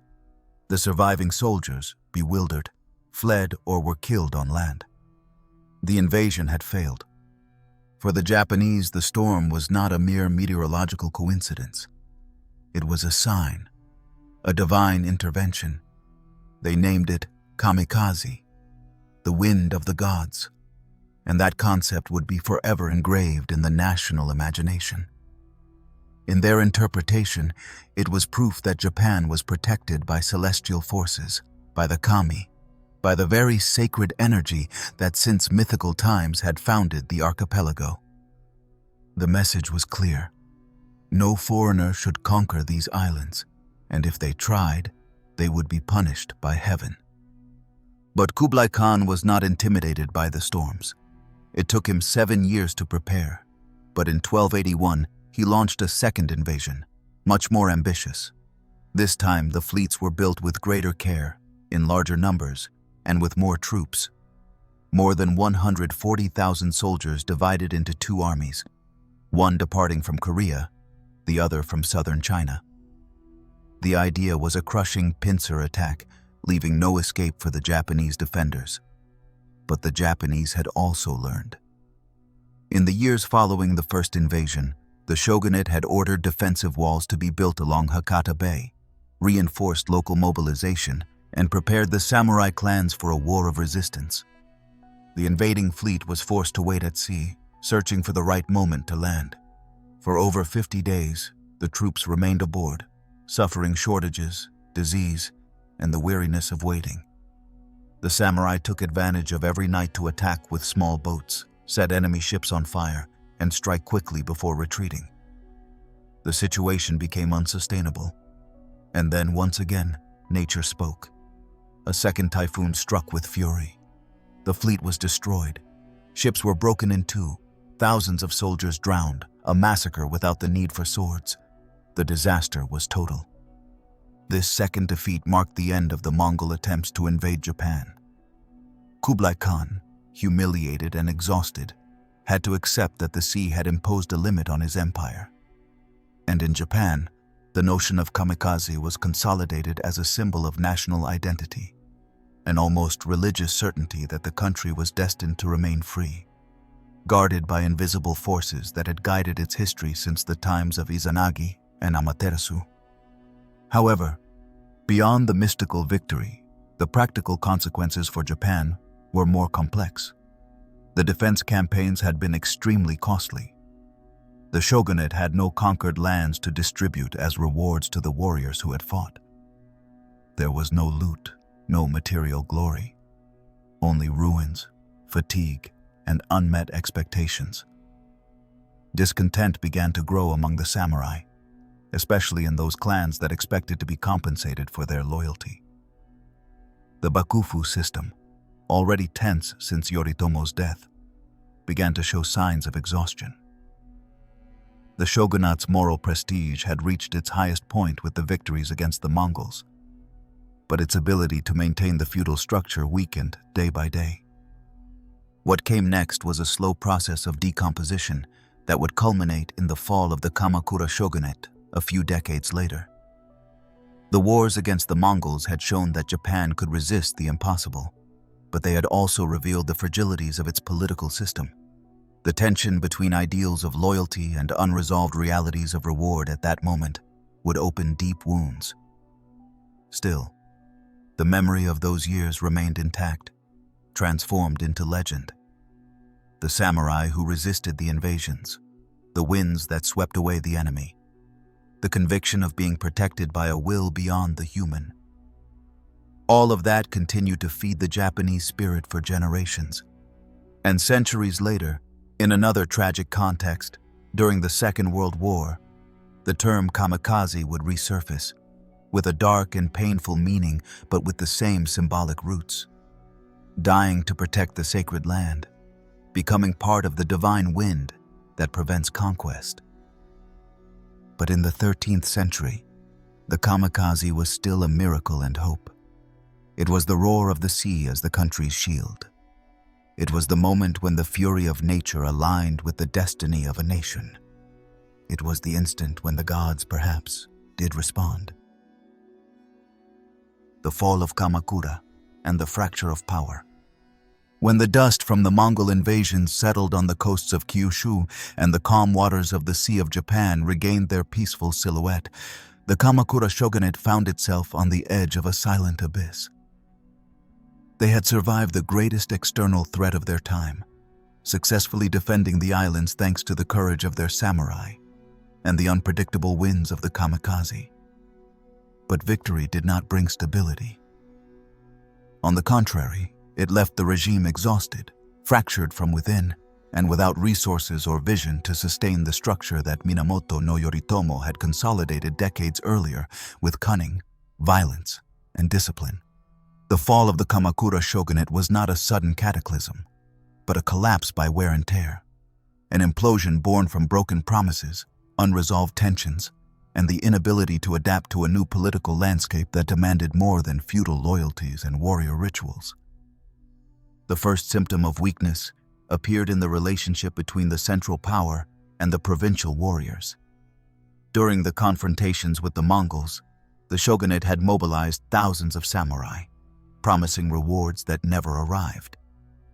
Since the invaders were rejected before they could establish dominion on the mainland, there were no lands to redistribute nor spoils to divide, and in a system based precisely on granting lands as compensation for services rendered, this lack of reward created a moral and practical void that gradually eroded the loyalty of the clans. The samurai, accustomed to receiving privileges for their feats, found themselves facing the cold indifference of the Bakufu, which had neither the means nor the intention to meet all the demands accumulated after the defensive campaigns. The Hojo family, de facto regents of the shogunate since Yoritomo's death, remained in power for decades through a combination of strict surveillance, efficient bureaucracy, and cautious alliances. But their authority became progressively artificial, sustained more by custom than conviction. They governed from Kamakura as guardians of an order that no longer corresponded to the complexity of 14th century Japan, where provinces acted as autonomous fiefdoms, armed monks gained increasing influence, and great landowners began to see the central government as a nuisance, rather than a figure of cohesion. Amid this growing tension appeared a figure determined to change the course of events: Emperor Go-Daigo. Unlike many of his predecessors, who had accepted a ceremonial role without interfering too much in shogunate affairs, Go-Daigo harbored a deeper ambition: to restore effective imperial power and eliminate the Bakufu. His vision was not only nostalgic or romantic, but also political and strategic. He saw in the samurai discontent an opportunity to gather support and understood that the weakness of the Hojo could be exploited if acted upon quickly and boldly. In 1331, Go-Daigo launched his first attempt at rebellion. It was premature. The shogunate captured him and exiled him to the remote Oki Islands. But the seed had already been planted. Instead of fading into oblivion, his figure gained an almost legendary aura. And while he lived in exile, his supporters began to gather, organizing resistance networks and seeking alliances. One of these allies would be key to the story's outcome. Ashikaga Takauji, a military commander of prestigious origin, who had initially been sent by the shogunate to suppress the rebellion, but at the decisive moment decided to switch sides. Takauji's betrayal was one of those twists that changed the course of an era. Instead of crushing the insurgents, he marched on Kyoto, expelled the Bakufu forces, and restored Go-Daigo to the throne. In 1333, troops loyal to the emperor, led by another crucial general, Nita Yoshisada, marched on Kamakura and destroyed the city. It was the final blow to the Kamakura shogunate. The Hojo family, defeated, committed mass suicide in their headquarters at the Toshoji Temple. Flames consumed their bodies and documents, while Japan witnessed the end of a regime that for more than a century had ruled from the shadows of the throne. However, Go-Daigo's victory did not bring the imperial restoration he had imagined. His vision of a return to a system governed directly by the emperor, with the samurai subordinated to the court, was anachronistic in a country that had already changed profoundly. The warrior class, strengthened by centuries of autonomy, would not accept unconditional subordination. The emperor's attempt to centralize power was perceived as a threat, even by those who had fought by his side. Ashikaga Takauji, pragmatic and ambitious, soon distanced himself from Go-Daigo. In 1336, after a series of confrontations, he took Kyoto, and established a new emperor under his control, beginning a period of political division known as the Northern and Southern Courts period, or Nanbokucho. For over half a century, Japan remained divided between two rival courts, one in Kyoto, supported by the Ashikaga, and another in Yoshino, led by Go-Daigo's descendants. This fracture not only revealed the fragility of the Japanese political system, but also marked the beginning of a period of endless wars, dynastic intrigues, and shifts in power. The legacy of the Kamakura shogunate was, in many ways, contradictory. On one hand, it consolidated the figure of the samurai as a central actor in Japanese politics and created a military government infrastructure that would be the foundation for later regimes. On the other hand, its fall revealed the difficulty of sustaining a structure based on personal loyalties in a country where the balance between central power and local autonomy was always precarious. The fracture of power that followed Kamakura's fall exposed a divided Japan without a clear center of gravity, where each lord sought his own interest and where the very concept of governance became increasingly diffuse. In the following years, swords were drawn again, pacts multiplied, and betrayals became the norm. Go-Daigo's imperial dream dissipated in the smoke of battles, while the Ashikaga consolidated themselves as the new lords of a country where authority, far from concentrating, fragmented into multiple hands. The map of Japan was no longer a portrait of obedient provinces, but a mosaic of crossed ambitions, isolated strongholds, and volatile alliances. And yet, amid the ruins of the Kamakura shogunate, something was born. A way of exercising power that did not depend on divine lineage.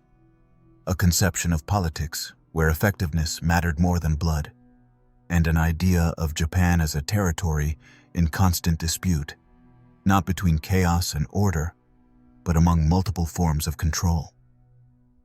The fall of Kamakura was not the end of an era.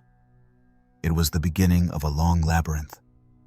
A labyrinth where steel would speak louder than genealogies, and where unity would be a distant ideal, constantly threatened by ambition, suspicion, and the need to survive in a world where power, like the wind, changed direction without warning. Muromachi and the Era of Chaos divided Japan. After the fall of the Kamakura shogunate and the failure of Emperor Go-Daigo's restoration, Japan entered a political phase that seemed to have no clear center or purpose, as if the country had lost its soul in the empty corridors of power. Amid this confusion, a new figure emerged, a new system, and a new epicenter of military government. The Ashikaga shogunate, also known as the Muromachi Bakufu, named after the district of Kyoto, where its headquarters was established. The founder of this new era was Ashikaga Takauji, the same general who had betrayed Kamakura and later the Imperial restoration, and who knew how to position himself, with surgical opportunism, in the only place left available among the ruins of the old authority. Thus began the Muromachi period, a time of subtle lights and increasingly deep shadows, which would ultimately plunge Japan into the most violent century of its history, the era of feudal chaos. The consolidation of the Ashikaga shogunate was neither immediate nor easy. Although Takauji managed to impose himself in Kyoto and establish a new shogun, the reality was much more fragile than official records tried to show. From the beginning, Ashikaga power was based on an unstable structure, on personal alliances that could break at any moment, and on authority shared with regional clans who, in practice, acted as independent lords. To worsen the situation, the war between the two courts, the Northern Court, based in Kyoto under the Ashikaga, and the Southern Court, established in Yoshino by Go-Daigo's loyalists, lasted more than half a century, an intermittent conflict that drained resources and eroded any chance of unity. Despite this turbulent context, the Muromachi court experienced a period of cultural refinement that often seems paradoxical compared to the violence elsewhere in the country. Under the patronage of some shoguns, especially Ashikaga Yoshimitsu, the No Theater, Sumiye ink painting, dry garden architecture, the tea ceremony, and other aesthetic expressions deeply linked to Zen, and the notion of beauty as silence, impermanence, and restraint flourished. The Kinkakuji Temple, or Golden Pavilion, built by Yoshimitsu, became a symbol of that silent splendor, reflecting over the waters of its pond an impossible world of balance, an idealized mirror of a society that outside those walls slowly cracked. While art breathed in the temples of Kyoto, the rest of the archipelago became a constant battlefield. By the mid-15th century, the fragility of Ashikaga administration was exposed with the outbreak of the Onin War in 1467, a conflict that began as a succession dispute within the shogunate, but soon degenerated into a total civil war among the main clans of the country. Cities were looted, temples burned. Kyoto turned into a field of smoking ruins, and what had once been Japan's political and spiritual heart transformed into a desert of corpses and dust. The Onin War had no clear victor nor decisive outcome. It simply collapsed the little order that remained. With the shogunate weakened and unable to exercise real authority, the great regional lords, the daimyo, began to govern their territories as small autonomous kingdoms. Each had their own soldiers, castles, taxes, and foreign policy, turning the country into an archipelago of enemy fortresses where peace was the exception and betrayal a legitimate strategy. Thus began the so-called Sengoku period, or Age of Warring States, a time when power belonged to those who knew how to maintain it, not to those who held lineage or inherited titles. In this context, the concept of loyalty transformed. What had once been a bond of fidelity between the samurai and his lord became pragmatic, conditioned by strategic advantage. Alliances were made and broken swiftly. Political marriages were tools of expansion, and the warrior figure was defined no longer by ethical codes, but by the ability to survive and prevail.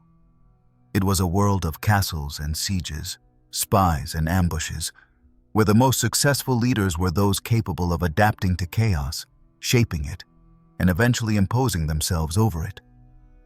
Amid this growing disorder, figures emerged who would transcend the anarchy. Lords like Uesugi Kenshin, Takeda Shingen, Morimoto Nari, and later Oda Nobunaga began to stand out not only for their military power, but for their territorial vision, control over trade routes, and capacity to absorb smaller clans. Some governed entire provinces more effectively than the Ashikaga shogunate, which by then was little more than a ceremonial shadow trapped in the rituals of a ruined Kyoto. Despite the disorder, or perhaps because of it, Japanese society underwent profound transformations during this period. Traditional social barriers began to blur. Some peasants rose to become warriors, some merchants started to influence political affairs, and many fortified towns became centers of culture, economy, and local power.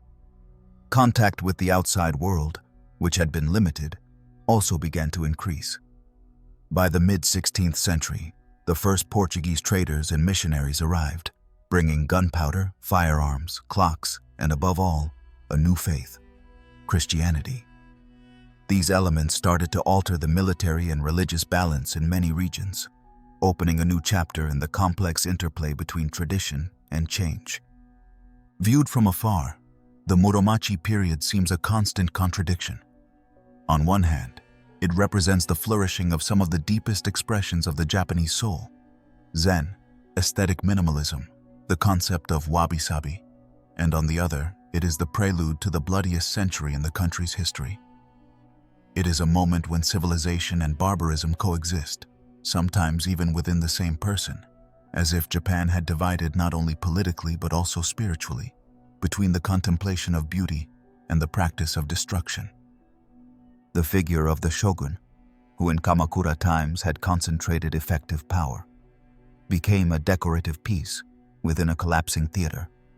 The Ashikaga, despite their attempts to maintain control, found themselves trapped between their own dynastic conflicts and the unstoppable centrifugal force of the daimyo. The central government disappeared as a point of reference. The emperor, confined in Kyoto, became an almost ghostly presence. and the entire country unknowingly prepared to be rebuilt from the ruins by hands capable of organizing chaos with meticulous brutality. The end of the Muromachi period cannot be understood as an isolated event, but as a prolonged decomposition that led Japan to reimagine its political structure from nothing. It was the twilight of an order that was never fully ordered, the intermediate stage between a past that no longer worked and a future yet to take shape. In that vacuum of certainties, every castle became a world, every daimyo an aspiring emperor, and every samurai a servant to multiple lords. Muromachi was the era when the country stopped being a country. It was the transformation of Japan into a collection of armed wills, a dissonant symphony where the sword wrote the law and betrayal marked the calendar. But it was also the crucible where the figures who would change everything were born. Because sometimes, for order to be reborn, it must first be reduced to ashes. And Japan, after a century of chaos, was about to burn in a flame higher, more violent, and more decisive than any before. The three Unifiers, Nobunaga, Hideyoshi, and Tokugawa. At the end of the 16th century, Japan was not a country. It was a multiplicity of fortified domains, a network of crossed ambitions, a meticulous chaos of warrior clans that ruled each region by the law of steel and the unstable balance of fear. The Sengoku period, which had already been devouring any established structure for more than a century, seemed endless. Alliances were formed as quickly as they were broken. Castles sprang up like mushrooms on the hills. And every daimyo believed that his destiny was to rule beyond his borders.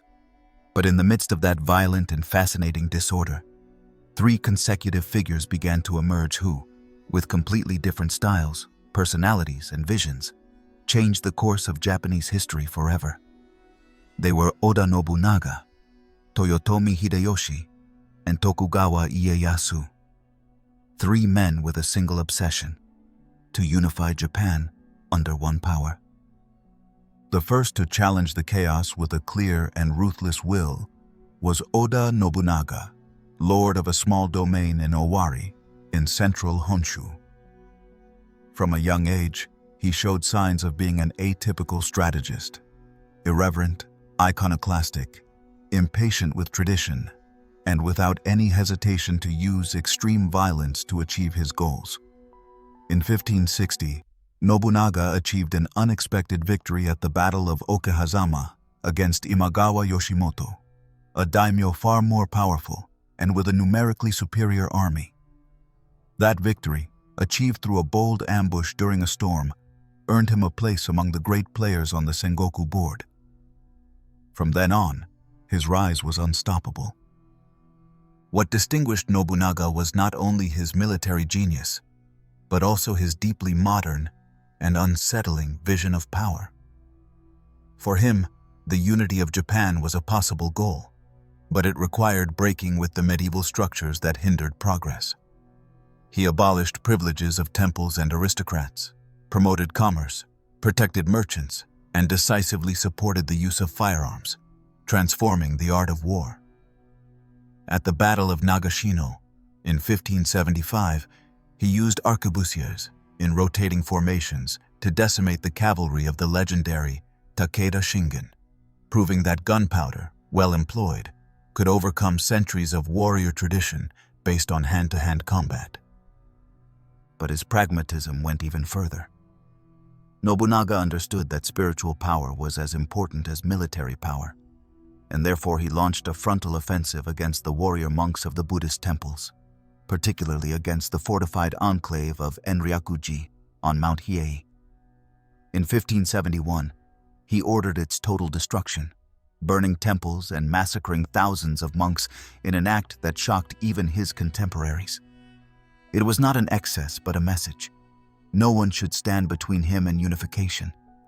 However, his explosive character, impatience, and lack of diplomacy created enemies even among his own allies. In 1582, at what seemed to be the climax of his power, he was betrayed by one of his generals, Akechi Mitsuhide, and forced to commit suicide at the Honnoji Temple in Kyoto, His death left an immediate void, but his work was not in vain. Nobunaga had opened the doors to unification. It was up to others to cross them. That duty fell to his most brilliant and ambitious general, Toyotomi Hideyoshi. Of peasant origin, a scandalous rarity in a class-based society, Hideyoshi had no noble surname, no lands of his own, and no right to power by birth. But he had exceptional cunning, enviable diplomatic skill, and refined military talent, honed by years of learning under Nobunaga. He moved quickly after his lord's death, avenged his assassination, and presented himself to the country as the natural heir of the unification project. Hideyoshi was everything Nobunaga had not been: flexible, charming, patient, and persuasive. He preferred negotiation over massacre, political marriage over imposition by arms. Without ceasing to use force when necessary, he was able to subdue the regional lords with a mix of controlled generosity and carefully measured threats. By 1590, he had managed to bring all the relevant daimyo of the country under control, including the powerful Hojo clan in Odawara, after a masterful siege that combined military pressure with psychological manipulation. He was, in fact, the ruler of all Japan. But Hideyoshi, despite reaching the peak, could never become shogun. His peasant origin excluded him from the lineage required to receive the title, and although he was named Kanpaku, or Imperial Regent, his legal status was always ambiguous. Still, he governed effectively and made decisions that would shape the future of the country. He implemented a rigid social division that forbade peasants from carrying weapons, consolidated the role of samurai as a separate military caste, and conducted an exhaustive census of lands and population that allowed him to control the country's resources with unprecedented precision. However, in his final stage, Hideyoshi became a victim of his own boundless ambition. Already consolidated in power, he decided to expand his conquests to the continent, launching in 1592 the invasion of Korea with the intention of reaching China. The campaign was disastrous. Poorly organized, extremely expensive, facing fierce Korean resistance and naval intervention by legendary Joseon admirals like Yi Sun-sin. When Hideyoshi died in 1598, exhausted and frustrated, the Japanese army in Korea was called back, and the Imperial project remained a delirium of grandeur without a real base. His death opened a new void. He had named his son, Hideyori, as heir, but the boy was too young, and the balance that kept the daimyo under control began to falter. Among them, one stood out for his patience, cold blood, and ability to wait for the exact moment to act: Tokugawa Ieyasu. Ieyasu, lord of the Tokugawa clan and former ally of Nobunaga and Hideyoshi, had managed to stay in the shadows while the country transformed. He was not a brilliant warrior, nor a charismatic leader, but he was a long-term strategist, a political architect of meticulous precision. When the conflict over Hideyoshi's succession broke out, Ieyasu quickly gathered his allies and marched to the final battle that would decide the country's fate: Sekigahara, in the year 1600. Sekigahara was not simply a battle. It was a historical judgment. More than 150,000 men faced each other on a fog-covered plain, and although the forces were initially balanced, the timely betrayal of some generals on the enemy side tipped the scale. Ieyasu won, and with that victory secured his dominion over Japan. In 1603, he received the title of shogun, thus founding the Tokugawa shogunate, which would govern Japan for more than 2.5 centuries. His government was characterized by order, regulation, and surveillance. A perfectly hierarchical feudal system was established. The doors to the outside world were closed, strict control over the daimyo was imposed, and the practice of Christianity was banned. Japan entered a period of forced stability, strategic isolation, and peace without political freedom. The three Unifiers, with their contrasting styles, marked the end of medieval Japan and the beginning of the modern era. Nobunaga cleared the ground with fire and blood. Hideyoshi sewed the structure with cunning and innovation, and Ieyasu built the wall that would keep it standing for centuries. They were three figures who, by acting as parts of the same historical machinery, achieved what seemed impossible: to end centuries of chaos and give Japan a recognizable, coherent, and lasting shape. Thus, after centuries of war and fragmentation, the land of the rising sun looked inward again. And it did so under a new order that, although imperfect, allowed it to reinvent itself through discipline and controlled stillness. But beneath that calm, the restless spirit of the warrior still beat. Because Japan, even when it stopped, never ceased to transform itself. And its history, far from ending, was only beginning to be defined. Edo. Closed Japan. When Tokugawa Ieyasu emerged as the dominant figure after the Battle of Sekigahara in the year 1600 and was officially appointed shogun 3 years later, the face of Japan began to transform irreversibly. His victory was not simply military but also conceptual. It represented the triumph of order over chaos, of patience over impulsive ambition, of rigid structure over the open field of possibilities that had characterized the Sengoku period. From that moment, a new era began. The Edo era, also known as the Tokugawa period, which, over more than 2.5 centuries, would shape Japanese life in an unexpected direction. Toward calculated isolation, social rigidity, watched peace, and contained splendor. A closed Japan, but by doing so, it formed a culture deeply its own, alien to European imperial dynamics and to the dizzying modernity beginning to shape other corners of the world. The city of Edo, present-day Tokyo, was chosen as the seat of the new government, even though the emperor continued to reside in Kyoto as a ceremonial figure. From Edo, the Tokugawa not only ruled the country, they designed it. They implemented a political system known as Bakuhan, a dual structure in which the shogunate controlled central power, while the various daimyo governed their regional domains with supervised autonomy. This government architecture, apparently balanced, was supported by a strategy mixing surveillance, isolation, and psychological control. Through measures such as Sankin Kotai, which forced the daimyo to reside alternately in Edo and their domains, and to leave their families as hostages in the capital, the shogun kept the feudal lords under his authority without the need for war. The Tokugawa's great obsession was stability, and to achieve it they transformed society into a rigid hierarchy, where every person had a fixed and defined place. At the top were the samurai, turned into armed bureaucrats, guardians of order more than active warriors. Next came the peasants, considered essential producers, then the artisans, and finally the merchants, whose growing wealth did not guarantee them prestige. This structure, though apparently functional, concealed tensions that over time would become difficult to ignore.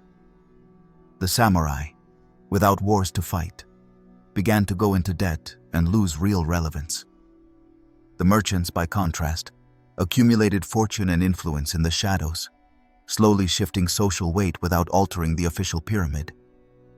The great symbolic act of this era was the closing of the country to the outside world, a policy that Western historians have named Sakoku, the closed country.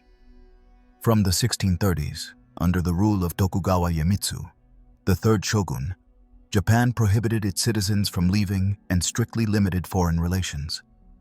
Christianity, which had taken root thanks to European missionaries in the previous century, was brutally repressed. Tens of thousands of converts were persecuted, tortured, executed, or forced to renounce their faith. The Shimabara Rebellion in 1637, largely led by Christian peasants from the southwest of the country, was crushed with violence that left over 30,000 dead, marking the final point of religious tolerance. From then on, any Christian symbol was punished by death. Foreign trade was restricted to specific places and under absolute surveillance. The only point of contact with Europe was the small artificial island of Dejima in Nagasaki Bay, where Dutch merchants could trade under extremely controlled conditions. Trade with China and Korea continued, but also under diplomatic isolation measures. This closure was not simply an act of paranoia. It responded to a deep desire to preserve national identity, avoid cultural colonization, and shield the country from the changes already stirring other societies worldwide.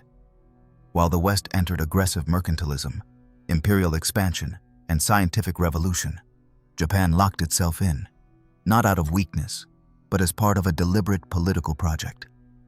Within that confinement, however, a vibrant and sophisticated urban culture flourished. Cities grew, especially Edo, Osaka, and Kyoto, fueled by internal trade, popular entertainment, and art. It was during this period that cultural forms were consolidated that still today define the classic image of Japan. Kabuki, with its exaggerated theatrical gestures and hypnotic aesthetics. Ukiyo-e, the prince depicting the floating world of courtesans, actors, and landscapes. And the tea ceremony, which reached unmatched refinement as a metaphor of order, transience, and silent beauty. The people, removed from politics, found in these parallel worlds a way to escape, to reinterpret their own existence within confinement. Interestingly, education expanded during this stage. Many schools were founded by temples or by feudal domains, and literacy levels, especially among men, were surprisingly high compared to other contemporary countries. Confucian thought was promoted by the state as moral and social doctrine, while Buddhism and Shinto maintained their place in daily life as guardians of the spiritual. In parallel, through limited contact with the Dutch at Dejima, Rangaku, or Dutch studies, developed a body of scientific, medical, and technical knowledge that, despite restrictions, fed a discreet but constant curiosity about the outside world. As decades passed, the Tokugawa balance began to crack slowly but inexorably. The class system proved unable to adapt to new economic realities. The samurai, tied to their prestige but lacking sufficient income, depended on loans from merchants they socially despised. The peasants, oppressed by ever-increasing taxes, suffered famines and periodic revolts. And on the margins of power, merchants and artisans cultivated a new urban sensibility that escaped the logic of the shogun. Despite everything, the regime endured. For more than 2 centuries, order held. But the outside world did not remain still. In the distance, Europe colonized Asia and Africa with a force no country could ignore forever. The Industrial Revolution changed the global balance, and maritime powers sought new markets, new allies, new routes. Japan, still locked in on itself, seemed an increasingly fragile exception. The last century of the Edo period was a countdown, a contained tension. From within, social pressure increased. From outside, ships began to approach. And in that apparent calm, while ceremonies continued their course, while Kabuki moved its audiences, and Edo's printmakers carved with precision scenes of fleeting beauty, a new storm prepared. One that would not come from the sea like the old typhoons, but from a new wind, steam, iron, and forced diplomacy. The closed Japan of Edo, carefully built by the Tokugawa, was not a mistake nor a whim. It was a project, a form of resistance, preservation, national discipline. And to a certain extent, it worked. But history is movement, even when it seems still. And while the gates remained shut, history was already knocking from outside. Soon that knock would be impossible to ignore. And Japan, after centuries of confinement, would be forced to open its eyes. Even if doing so meant losing forever the innocence of a world that had preferred harmony to vertigo. Samurai, without war, honor in times of peace. With the solid establishment of the Tokugawa shogunate in Edo and the instatement of a lasting peace that would endure for more than 250 years, the samurai, once formidable warriors, found themselves facing an unexpected fate. The sword, so fundamental to their identity and status, lost almost all reason for being. The world to which they had devoted their lives, campaigns, battles, oaths of loyalty to their lords, was left behind. Peace, which should have been the ideal state, turned out to be a cultural and personal challenge. How to live as a samurai when there was no longer a war to fight. The samurai ceased to be merely fighters and gradually became administrators, bureaucrats, instructors, and in many cases, decorative figures of the new order. They worked in offices, managed taxes, took part in official rituals, maintained local order, and advised the daimyo on political matters. In large estates, some acted as supervisors of harvests, embodied the law of the fief, and dispensed justice according to the regime's expectations. However, this did not represent the inherited warrior spirit. The steel slept in their scabbards, silently, and was often only drawn during formal ceremonies or ritual demonstrations. In this context, the culture of Bushido appeared, a broad, controversial, and constantly evolving concept. Although the term, which means the way of the warrior, only consolidated as an ideal in later centuries, during the Edo period it began to take shape as a moral code: loyalty, honor, respect, self-knowledge, and the willingness to die with dignity if duty required it. Texts such as the Hagakure and the advice for young samurai were written, gathering maxims so that those born into the warrior caste would not lose the meaning of their existence. The idea was that the quality of the soul mattered more than that of the steel, and that the life of the samurai should reflect spiritual discipline even in times of calm. One of the most powerful manifestations of this spirit was the phenomenon of seppuku, or ritual suicide. In a society that valued repentance, responsibility, and moral consistency, taking one's life was sometimes the most honorable act. Strict ritual rules existed, accompaniment by witnesses, final words that had to express full awareness of what was being done and why. Those who committed acts of cowardice or dishonor preferred their own death to bearing shame. Samurai who had failed their lord or compromised the clan's reputation could choose seppuku as redemption. Although rare compared to other periods, this sacrifice reflected the weight of samurai ethics, whose strength did not depend on war, but on inner conviction. Still, many warriors faced a painful contradiction: the need to maintain an extreme code while living immersed in administrative routines. Some found refuge in tea culture, such as chanoyu, ritualized by masters like Sen no Rikyu, where discipline, humility, and subtle perfection became degrees of an introspective practice very close to Zen Buddhism. Others partially retired to temples to study Zen teachings, combining their training with meditation, calligraphy, or Buddhism. Thus, the sword gave way to the brush, poetry, and reflective philosophy. The art of living became the new battle. However, this transformation was not free of tensions. Some samurai rejected the change. They longed for the roar of combat, the camaraderie of the campaign, the thrill of the skirmish. Without those experiences, they felt empty, displaced. Others, abandoning the warrior tradition as a profession, approached commerce, went into debt with wealthy merchants who, although socially inferior, held the food, money, and local power, and were morally degraded by the caste's standards. In many fiefs, the word samurai became synonymous with impoverished, bureaucratic, and demoralized officials.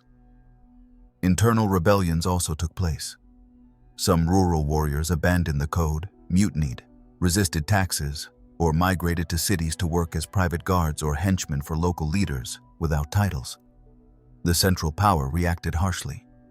Peasant or samurai revolts were suppressed with an iron hand, controls over population movement intensified, and exemplary punishments were imposed to maintain the prestige of the samurai caste. The shogunate used that authority to reaffirm traditional values, promoting Bushido as the official paradigm, even if it was more aspirational than real. In parallel, a literary and dramatic sentiment developed that revived the feats of the warrior past. Works such as Chushingura, the narrative of the 47 Ronin, tell the story of samurai who waited years to avenge the death of their lord, fulfilling a promise of pure loyalty. They proceeded to a collective sacrifice that ended with their execution, but turned them into martyrs of honor, heroes of the ideal between 2 centuries. Their story, told in kabuki and bunraku theater, became a national myth, a dramatic reminder of what a samurai spirit should be, even in the absence of real weapons.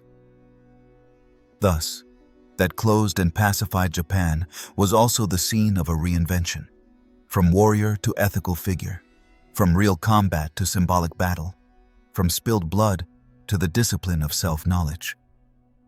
Samurai without war sought meaning where they had previously competed with external enemies. And in that transition, they created a Japan where the essence of the spirit of the sword survived, but transformed into an inner law, a life and death awareness that the Edo regime tried to contain, but ultimately elevated as a diplomatic and internal emblem. Peace, surprisingly, confirmed the samurai identity as much as war. In its absence, the warriors learned to rediscover their honor through sacrifice, art, and personal ways of living. They were not soldiers without an enemy. They were custodians of a memory, guardians of an ethic, heirs of a culture that, although without a battlefield, knew how to continue breathing with inner strength. The peaceful Japan of the Edo period was a terrain where the samurai spirit took a decisive step. It proved that it could exist without war, and that in times of peace, honor remained a form of power. The West calls, the arrival of the black ships. In the July sun of 1853, on the shores of Edo Bay, a vision as unexpected as unsettling appeared. 4 black warships with sails and metal hulls approached not with fury, but with a determination that froze the samurai's gaze and shook the heart of ancient Japan.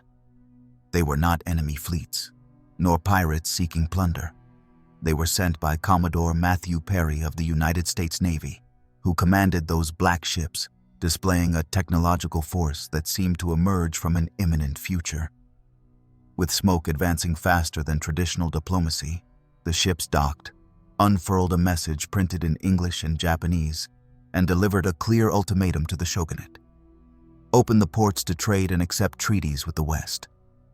The era of isolation that had defined much of Japanese history was coming to an end, and it did so with metallic thunder before the military capital of the country.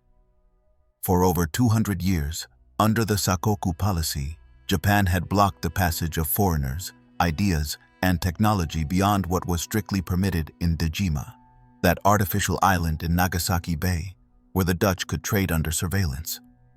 But Perry's ship represented an irreversible break. It drew a line between the era of self-sufficiency and the modern global world. More than a diplomatic embassy, it was a bomb of national consciousness.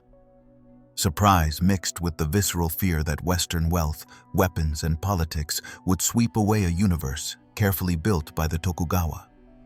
Within the government, opinions were divided. Conservatives saw this presence as an existential threat that had to be rejected. Pragmatists saw a warning that the world had changed, and ignoring it would condemn them to irrelevance. Perry had come prepared. He not only had cannons but also the rhetoric of progress. He offered technology, communications, medicine, and education.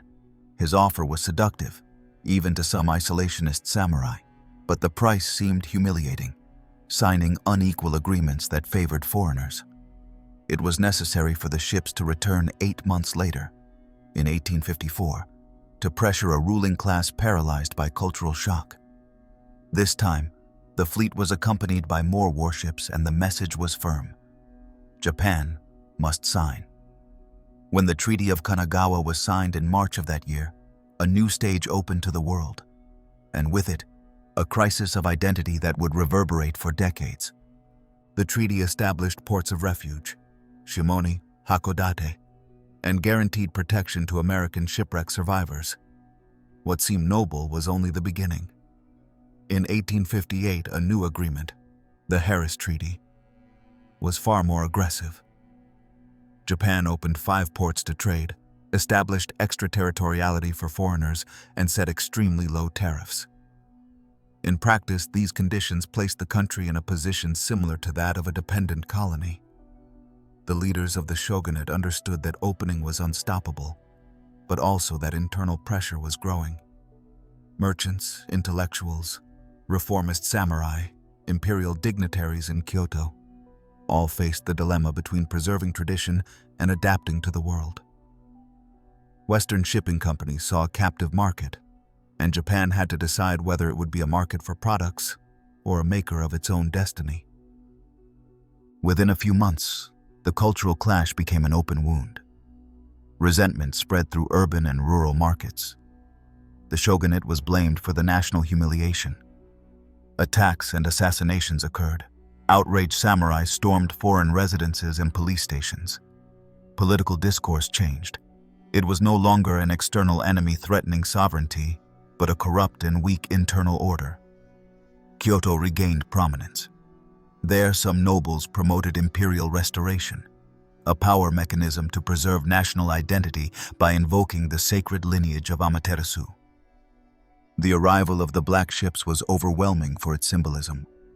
The future burst in without committee, without sympathy, without permission. The official record documented impressive details. The witnesses' surprise when the cannons fired smoke and thunder over the water. The excitement of children running to the port. The impact on the imperial court and Edo's court. It was an event that recalibrated Japan's relationship with the world. From then on, no decision, no plan, could ignore external pressure. The projectiles were technologically intimidating, but what broke the silence was the revelation that Japan was not exceptional in a moving world. It was vulnerable for the first time and had to act according to that new reality.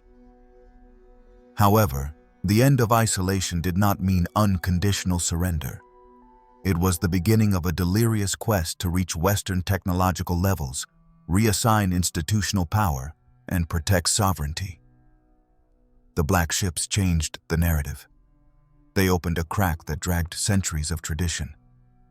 And that break, unexpected and violent in form, would become the spark that ignited a period of reforms, tensions, political struggles, and revolutions that would shape Japan's transformation.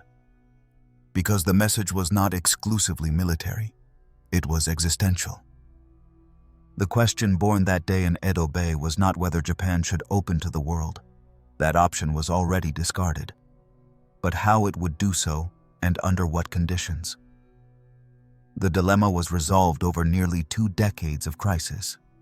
Revitalization of imperial power, coup d'etat, resignations, civil wars, and finally, in 1868, the Meiji Restoration. But it all started with 4 black ships, 4 iron silhouettes that approached a proud nation and said, "Evolve or be left behind." That moment was a wake-up call, a warning that eras are made to change, that empires do not last forever, and that a world built on centuries of tradition could fall in a few hours before the roar of progress. Japan, which had withstood 20 Mongol storms, now faced a different gale, one blown by steam, steel, diplomacy, and globalization without borders. The old painted a new horizon, and in that change, another story began. The Meiji Restoration, the birth of modern Japan. When the final gasps of the Edo period faded amid a succession of urgent reforms, coup d'etat, and civil wars, Japan prepared for a transformation that would change its destiny forever. It was 1868, and after centuries of isolation, the country began what would be known as the Meiji Restoration, a rapid process that would turn a feudal nation into a modern state capable of competing in just a few decades with the great powers of the world. What began as the nominal return of power to the emperor, the legitimate heir of Amaterasu, ended up being a revolution that affected every corner of Japanese society: politics, economy, culture, army, education, and mindsets. The movement was led by a group of young reformers, some coming from peripheral clans like Satsuma and Choshu, who combined nationalist ideals with a clear practical vision. Japan had to modernize, westernize, and strengthen its position in the world. Emperor Mutsuhito, barely a teenager, became the emblematic figure of a process decided by others, but one that elevated him as a symbol of a new era. With the era name changed to Meiji, meaning enlightened government, a new national pact was established based on a fundamental idea. Sovereignty resided in the nation, not in the shogun or the traditional aristocracy. The demolition of the Tokugawa feudal system was a radical step. In a few years, the daimyo were abolished, provinces were merged, a unified tax system was established, and a national army was built in place of private armies. That samurai sword, which had defined the country's identity, was replaced by rifles, uniforms, military academies, and a strategy designed to defend sovereignty. The samurai, many of whom opposed the change, saw their status disappear, forcing them to readapt or rebel.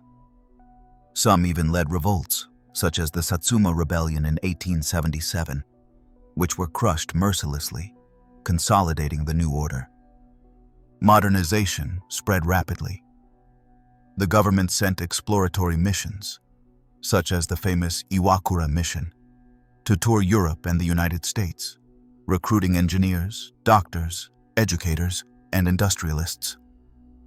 Upon returning to Japan, they opened schools, technical industrial institutes, and universities.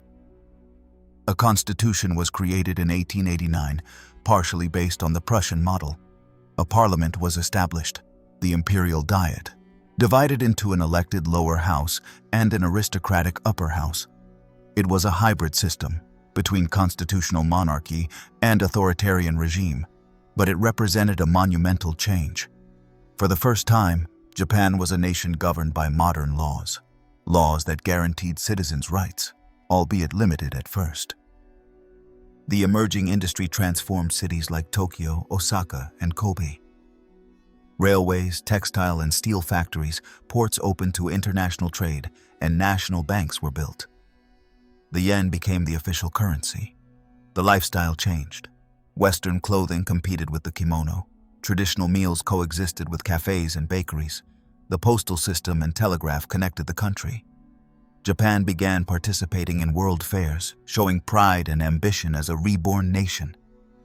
The urban landscape became a collage of straight lines, metal pillars, and bilingual signs, reflecting a society between the old and the new. This acceleration, however, was complicated. Millions of peasants lost their land due to Sino-feudal privatization, tax pressure, and urbanization. Social and political differences sharpened. Internal debates generated protest movements, such as the Popular Movement for Freedom and People's Rights, demanding greater democratization. Japan did not transform without tensions. The modernizing energy destroyed certainties, generated disorientation, and encouraged nationalist speeches that, over time, would acquire aggressive tones.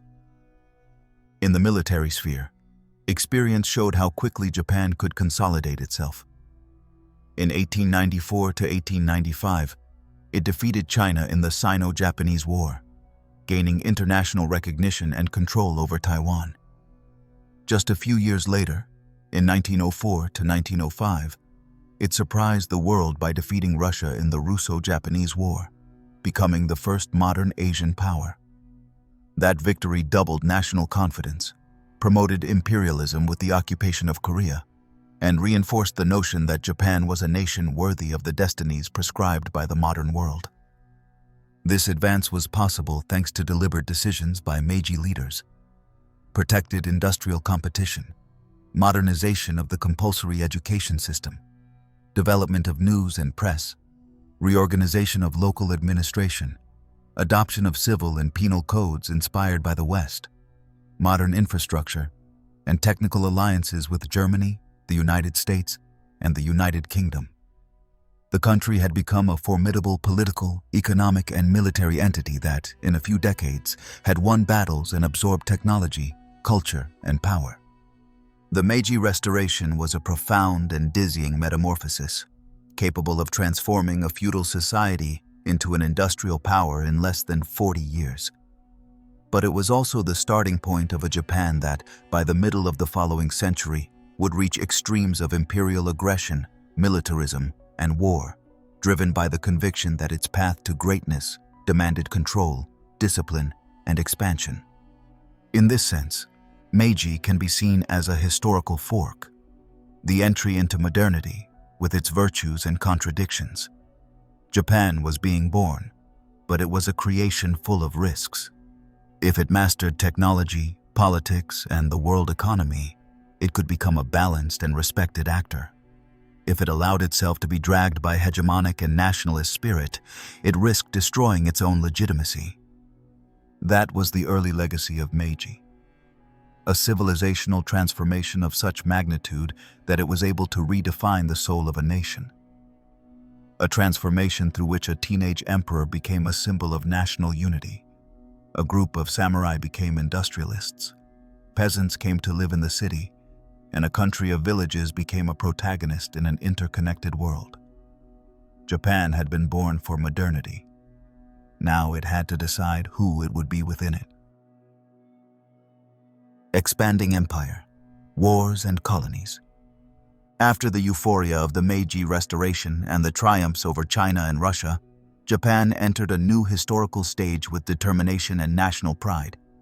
Internal modernization had laid the foundation for a nation capable of confronting established powers, and now it seemed logical for that strength to project outward. Japan aspired to become an empire like those in the West, to expand its domains and secure its place on the global stage. In this process, an aggressive foreign policy was forged, marked by military conflicts, territorial occupations, and rivalries with other Asian powers. What followed was a period of imperial expansion that transformed the archipelago into an ambitious and belligerent regional actor. The first phase of this expansionism was the belligerent drive against China, a hot conflict that arose from colonialist tensions amid the decline of the Qing dynasty. In the years 1894 to 1895, Japan declared the First Sino-Japanese War, claiming the need to protect its interests in Korea, which had just opened to trade after centuries of feudal control. The battles on land and sea demonstrated the effectiveness of the Japanese army and navy. Modernized troops, well-organized artillery, and a strategy that exploited China's weaknesses. Japan won with ease and imposed itself in the signing of the Treaty of Shimonoseki, which not only recognized Korea's independence, but also granted Japan territories such as Taiwan and the Liaodong Peninsula, although the latter was returned under pressure from Russia, Germany, and France. The victory set a precedent. Japan could win, colonize, and challenge the rules of the international system that had previously favored Europeans and Americans. The next stage was Korea, whose fate gradually fell into Japanese hands. With the establishment of occupation armies, Japan began restructuring Korean society, developing infrastructure, promoting agriculture, and implementing administrative reforms that served its interests. The process advanced until the formal annexation of Korea in the year 1910, turning it into a protectorate and then a colony. The oppression was severe. Korean culture was suppressed, Japanese education was promoted, and a military government was installed that harshly repressed resistance, crushing independence movements such as the one led by Kim Il-sung, who would later become the leader of North Korea. Korea became one of the key pieces of Japan's imperial ambition, a domain of resources, labor, and prestige. At the same time, Japan intensified its presence in Manchuria, in northeastern China. Since the war with the Qing Empire, Japan had already gained influence over the Liaodong Peninsula and the Port Arthur Fortress. In the year 1905, after victory in the Russo-Japanese War, Japan consolidated its de facto control over southern Manchuria and the railway system that connected the region. In the year 1931, taking advantage of the Mukden incident, it solidified the invasion and the creation of a puppet state, Manchukuo, with the last Qing emperor, Puyi, as a figurehead. Manchuria became a military and economic base, with heavy industry and strategic mines that were crucial for supplying Japan's war economy. That same year, Japan began to further strain its relationship with mainland China. The Shanghai Incident in 1932 and the ensuing Second Sino-Japanese War in 1937 marked bloody episodes. From large-scale operations to atrocities such as the Nanjing Massacre, Japan embarked on a campaign that lasted for years, devastating cities, destroying crops, and causing millions of civilian deaths.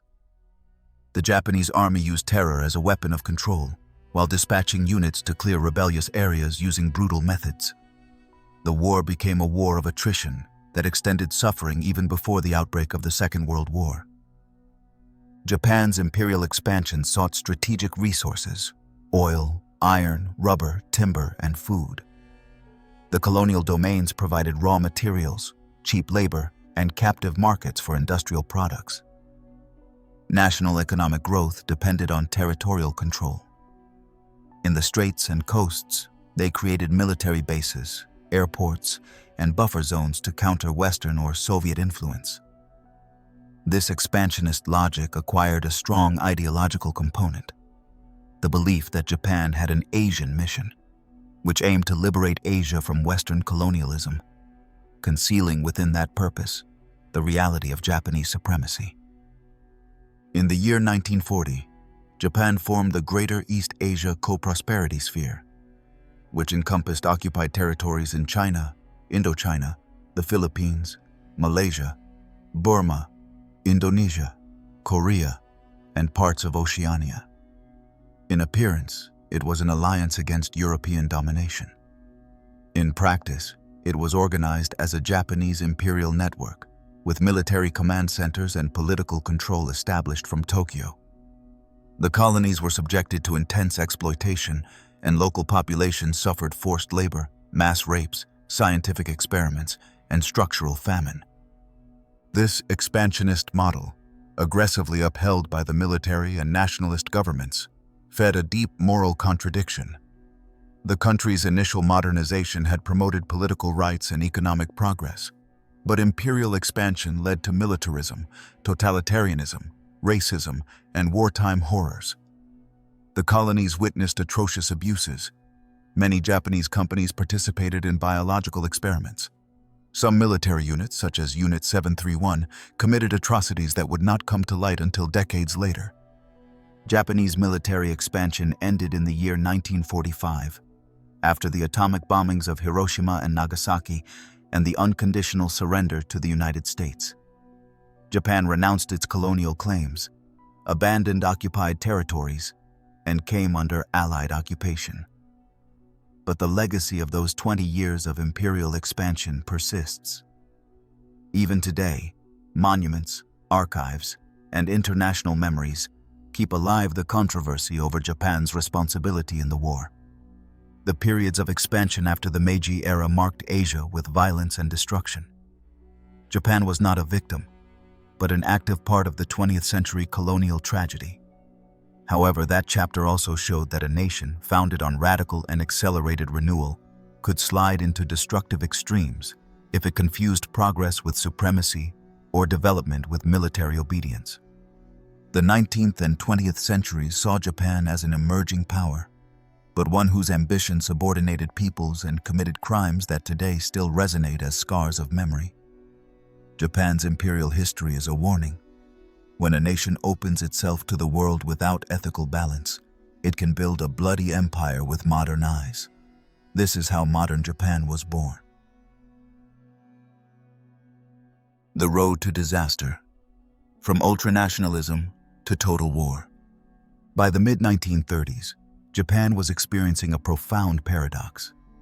It was a nation proud of its modernization and victorious on the battlefield, yet at the same time immersed in an identity crisis fueled by its own contradictions. Imperial success had created a collectivist force, wrapped in ideas of racial superiority, national spirituality, and a manifest destiny. It seemed like a country advancing unstoppably, but beneath that certainty, an ideology of death was taking shape, feeding a machinery of propaganda, internal repression, and militarization. It was the period when ultranationalism turned the state into a weapon, leading Japan to break through all ethical and political limits until it detonated in the horror of total war. The beginning of this deadly turn was not a sudden rupture, but a subtle process that started within the state apparatus. Institutions such as the Ministry of Education, the police, the army, and diplomacy were recruited to spread the cult of the emperor as a divine figure. Patriotic education was promoted, schools taught slogans of obedience, and the military was presented as the guardian of the national soul. The Kokutai, understood as the spiritual essence that united the Japanese people under a single imperial family and a common mission, became a powerful slogan used to justify any extreme measure. Expansion, conquest, internal repression. Everything was legitimized under a divine purpose. It was no coincidence that, in this tense atmosphere, the first major open clash against the Chinese occurred in Manchuria in 1931. The Mukden Incident, a false flag sabotage orchestrated by army officers, served as an excuse to invade the northeastern continental region. In a short time, Japan established the puppet state of Manchukuo, whose power relied on the exploitation of resources and a population subjugated by military administration. This act demonstrated that ultranationalism was not a fringe ideology, but a force that had permeated the roots of the state. What followed was the intensification of a logic. Every conflict was justified. Every act of aggression was normalized. Every repressive law had the people's approval, encouraged by a press that glorified sacrifice and demonized the foreigner. As the decade progressed, the Japanese army gained political autonomy, displaced civilian parties, and began pressing for a more aggressive foreign policy. In 1936, a group of nationalist officers carried out a coup at the Imperial residence, known as the February 26th incident, aimed at eliminating ministers who opposed the military line. Although it failed, it revealed the army's capacity to intervene directly in politics and reshape the system according to its interests. From that moment on, the path to a militarized regime was open. The ministers of war and navy, appointed by the emperor, were active military officers. Laws were drafted for a wartime state. The press was militarized and social control intensified until an atmosphere of denunciation, extreme patriotism, and silencing of dissenting voices was fully installed. In 1937, the Second Sino-Japanese War broke out, marking the actual shift toward total war. The Nanjing Massacre, in all its atrocities, was the most brutal expression of the convergence between an army without restrictions and a nationalist force without brakes. Japanese troops invaded, tortured, and murdered civilians en masse, relying on the impunity of a power that no longer answered to legal or moral borders. The state promoted the idea that all war was sanctified, that every death was an offering to the emperor, and that suffering was part of national construction. This is how the roots of a barbarity were sown, one that would later spread across the Pacific.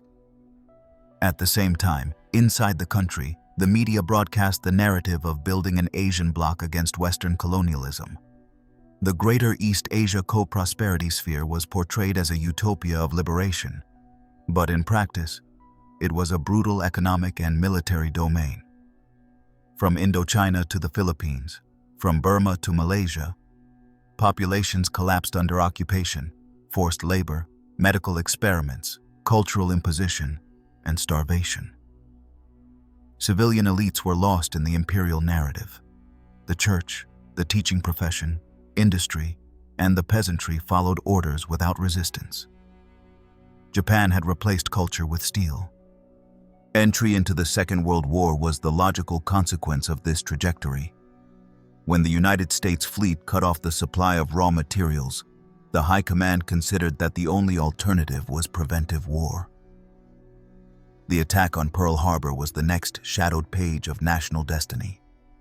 Called the Liberation War for Asia, it was in reality the beginning of the collapse. Ultranationalism, which had ignited collective hope, led the empire to a catastrophe of continental proportions. What had been sold as salvation turned into internal chaos. Massive bombings, famine, displacement, and oblivion.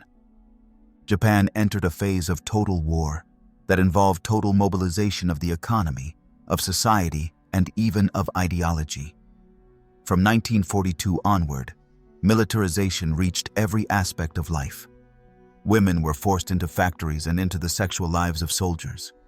Millions of young people were trained to die. Children absorbed nationalist slogans at school. Local bosses managed rationing and mandatory labor. The country existed for war, and no longer for its citizens. It was only when the end came, 3 atomic bombings, foreign occupation, and the dismantling of the military state, that Japan found itself defenseless, defeated, and humiliated. History teaches that ultranationalism is not a constructive force, but a deadly trap.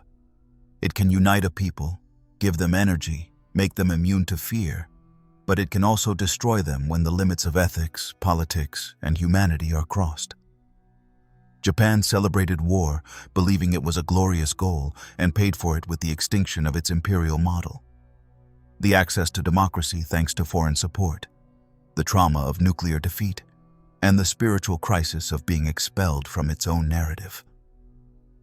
The road to disaster, initiated by ultranationalism promising greatness, was also the road that ended with a fragmented, humiliated nation forced to rebuild almost from scratch. Occupation and rebirth, Japan under MacArthur.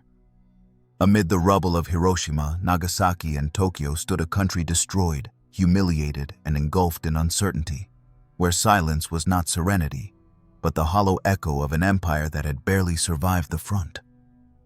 When the Allied forces took control in the year 1945, Japan was no longer a military power. It had collapsed under the weight of the bombs. But it still held an identity fractured between samurai tradition, ultranationalism, and the trauma of defeat. In that labyrinth appeared a leader unknown to millions of Japanese people, General Douglas MacArthur, supreme commander of the occupation, who arrived in the domains of Emperor Hirohito with a goal that seemed impossible to many: to rebuild a ravaged nation, transform it into a democratic state, and redefine its role in the New World Order. The occupation lasted until the year 1952 and marked an unprecedented rebirth in modern history. The first days were a mix of military discipline, imposition, and pragmatism. MacArthur understood that for Japan to be reborn, the legacy that had led it to war had to be dismantled. First, he eliminated the core of power by prosecuting war criminals and dissolving the zaibatsu, those industrial conglomerates closely tied to militarism. Emperor Hirohito was not put on trial to avoid a social revolt, but he was reimagined more as a symbol than a sovereign. His spiritual position was preserved, while his political authority was limited by a new constitution, drafted under United States supervision, which established the sovereignty of the people, the separation of powers, and full individual rights. It was a radical change. From an authoritarian state based on imperial worship, Japan became a constitutional democracy. The constitutional text of the year 1947, inspired by Western models, guaranteed freedom of expression, association, religion, and the press. But its most emblematic article was the one that renounced war as a tool of national sovereignty. Under that principle of rejecting war, Japan entered an era of structural pacifism that shaped its foreign policy for decades. Japan was reborn by projecting itself as a peaceful nation, committed to internal development and international integration, and no longer as a military actor.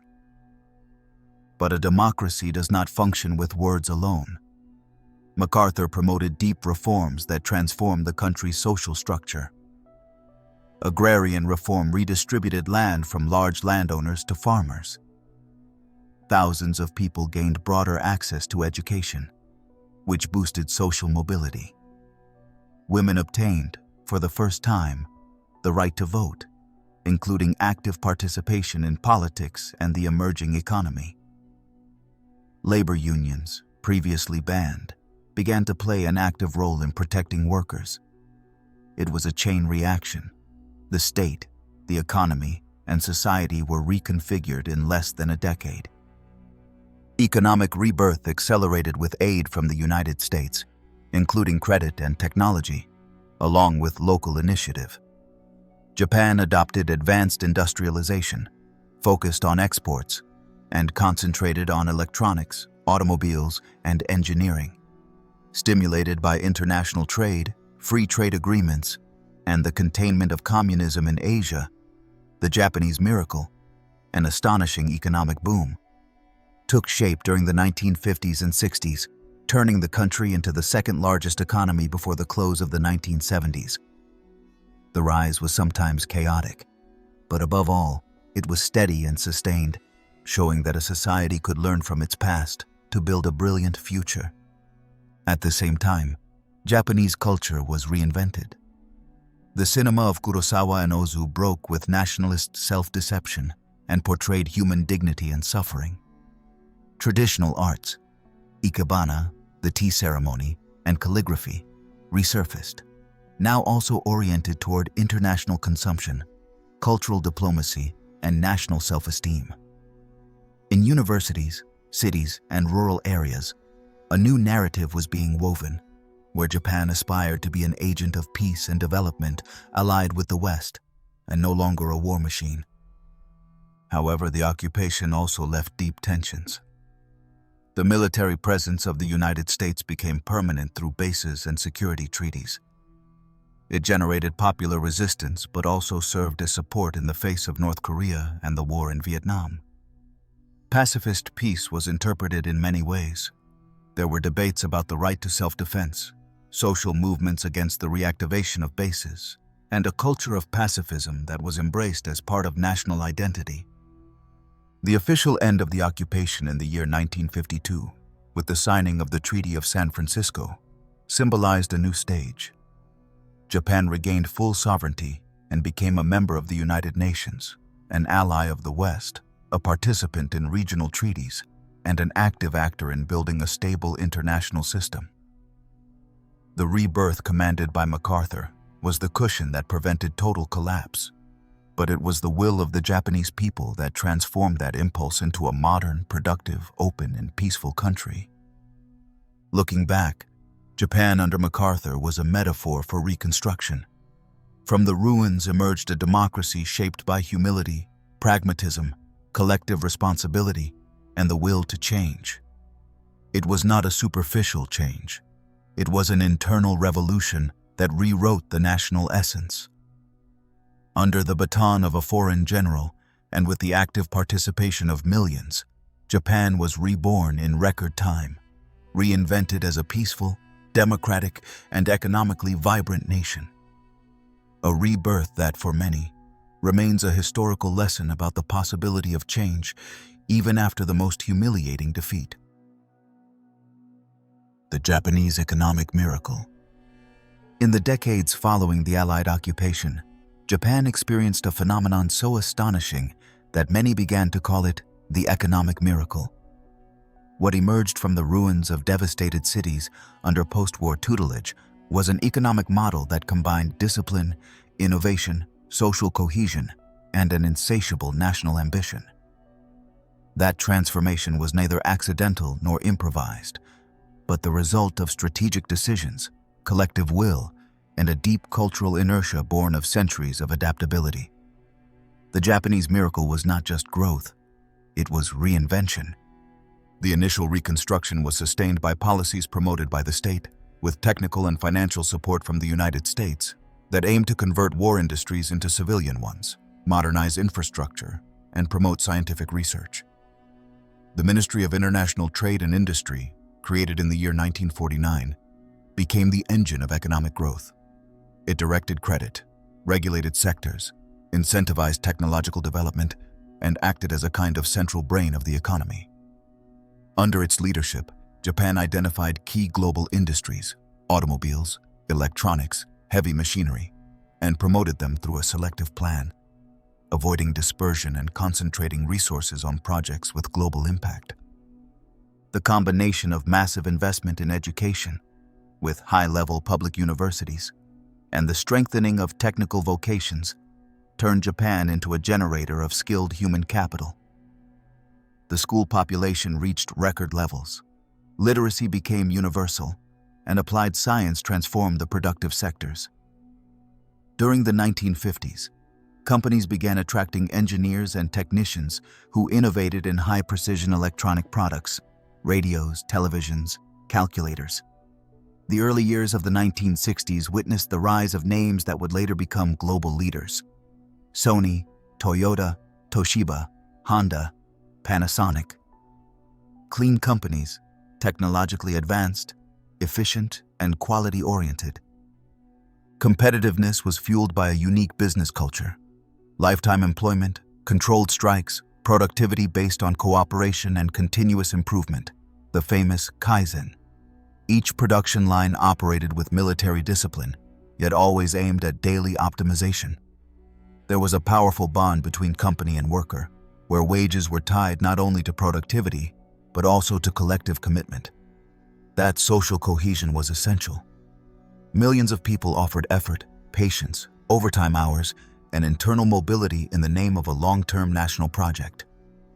Foreign investment increased steadily. Japanese companies established plants in Latin America and the United States, driven by alliances and joint ventures that helped consolidate brands. The diverse export scene, from automobiles to cameras, from textile machinery to home appliances, opened global markets that came to recognize Japanese reliability. Western countries stopped seeing Japan as a defeated nation and began to recognize it as a technological, commercial, and innovative competitor. Japanese economic growth reached its peak during the decades of the 1970s and 80s. Gross domestic product grew at rates of 7 to 10% annually. Domestic savings were transformed into investment, and foreign reserves accumulated in dollars. Japan began to exert international influence. Its currency approached the value of the dollar. Its voice in multilateral forums was respected, and its development aid was used as a tool of economic diplomacy. It was surprising how a country that had renounced war after Hiroshima now captivated the world with its technology and prosperity. The miracle was not only an economic matter, it was a social pact. The creed of efficiency permeated the entire productive fabric.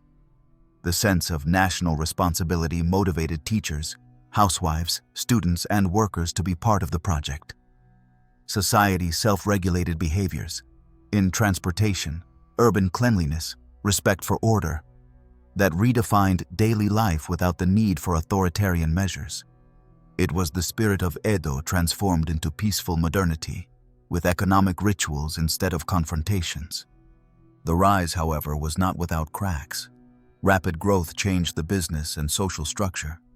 In the 1980s, speculative bubbles emerged in the stock market and real estate.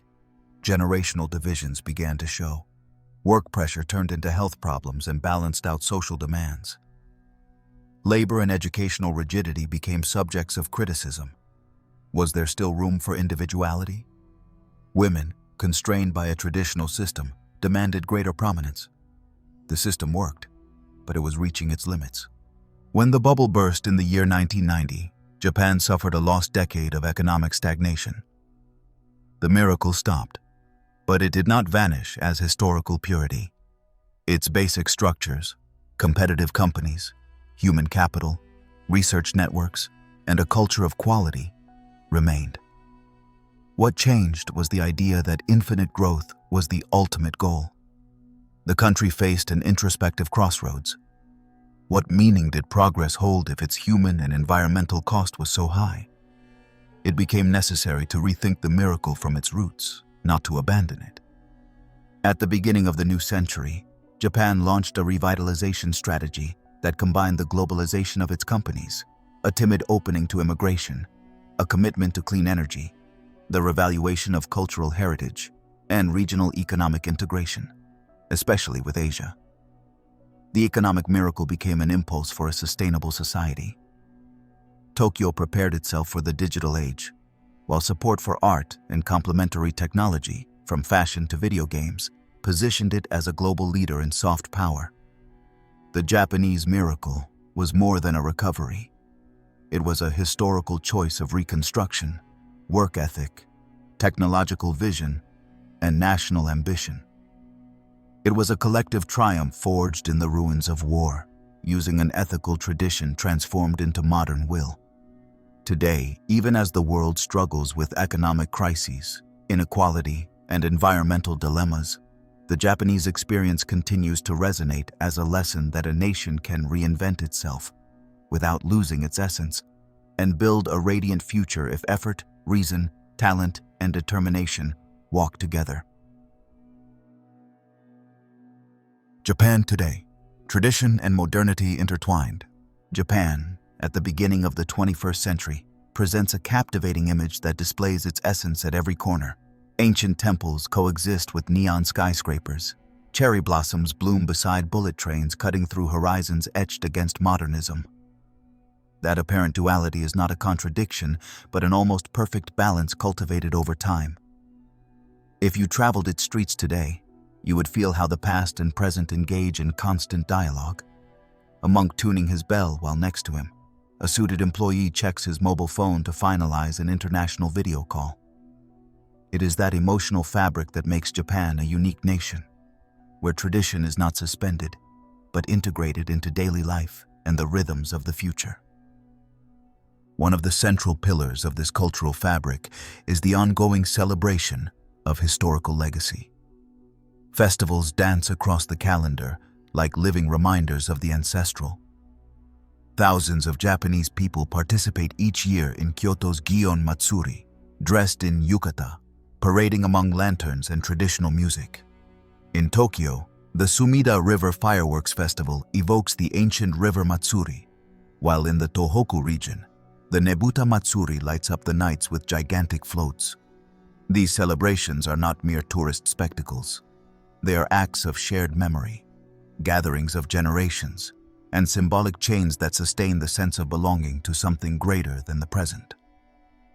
At the same time, Japan has extended its influence as a global cultural power. Manga and anime, which were born in the post-war era as popular comics, revolutionized visual culture worldwide, and today represent an international market that transcends the boundaries of entertainment.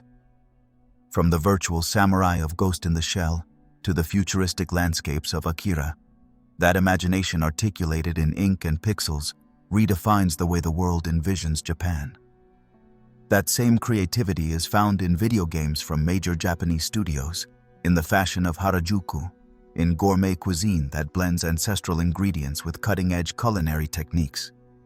Contemporary gastronomy embodies that perfect fusion between the ancestral and the innovative. In a traditional ryotei, pleasures like kaiseki are served, a multi-course menu carefully arranged with aesthetic harmony, following patterns rooted in Zen and the seasonal cycle. At the same time, international haute cuisine led by Japanese chefs has earned Michelin stars, reinterpreting French, Italian, or Spanish cuisine with Japanese details. Dashi instead of meat broth, miso as a flavor balancer, rice as a sacred raw material. That hybrid cuisine is a tangible metaphor. Japan consults its tradition to innovate.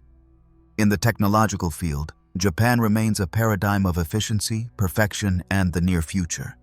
From bullet trains traveling over 300 kilometers per hour connecting regions, to assistive robotics present in homes and hospitals, applied science is part of the urban fabric.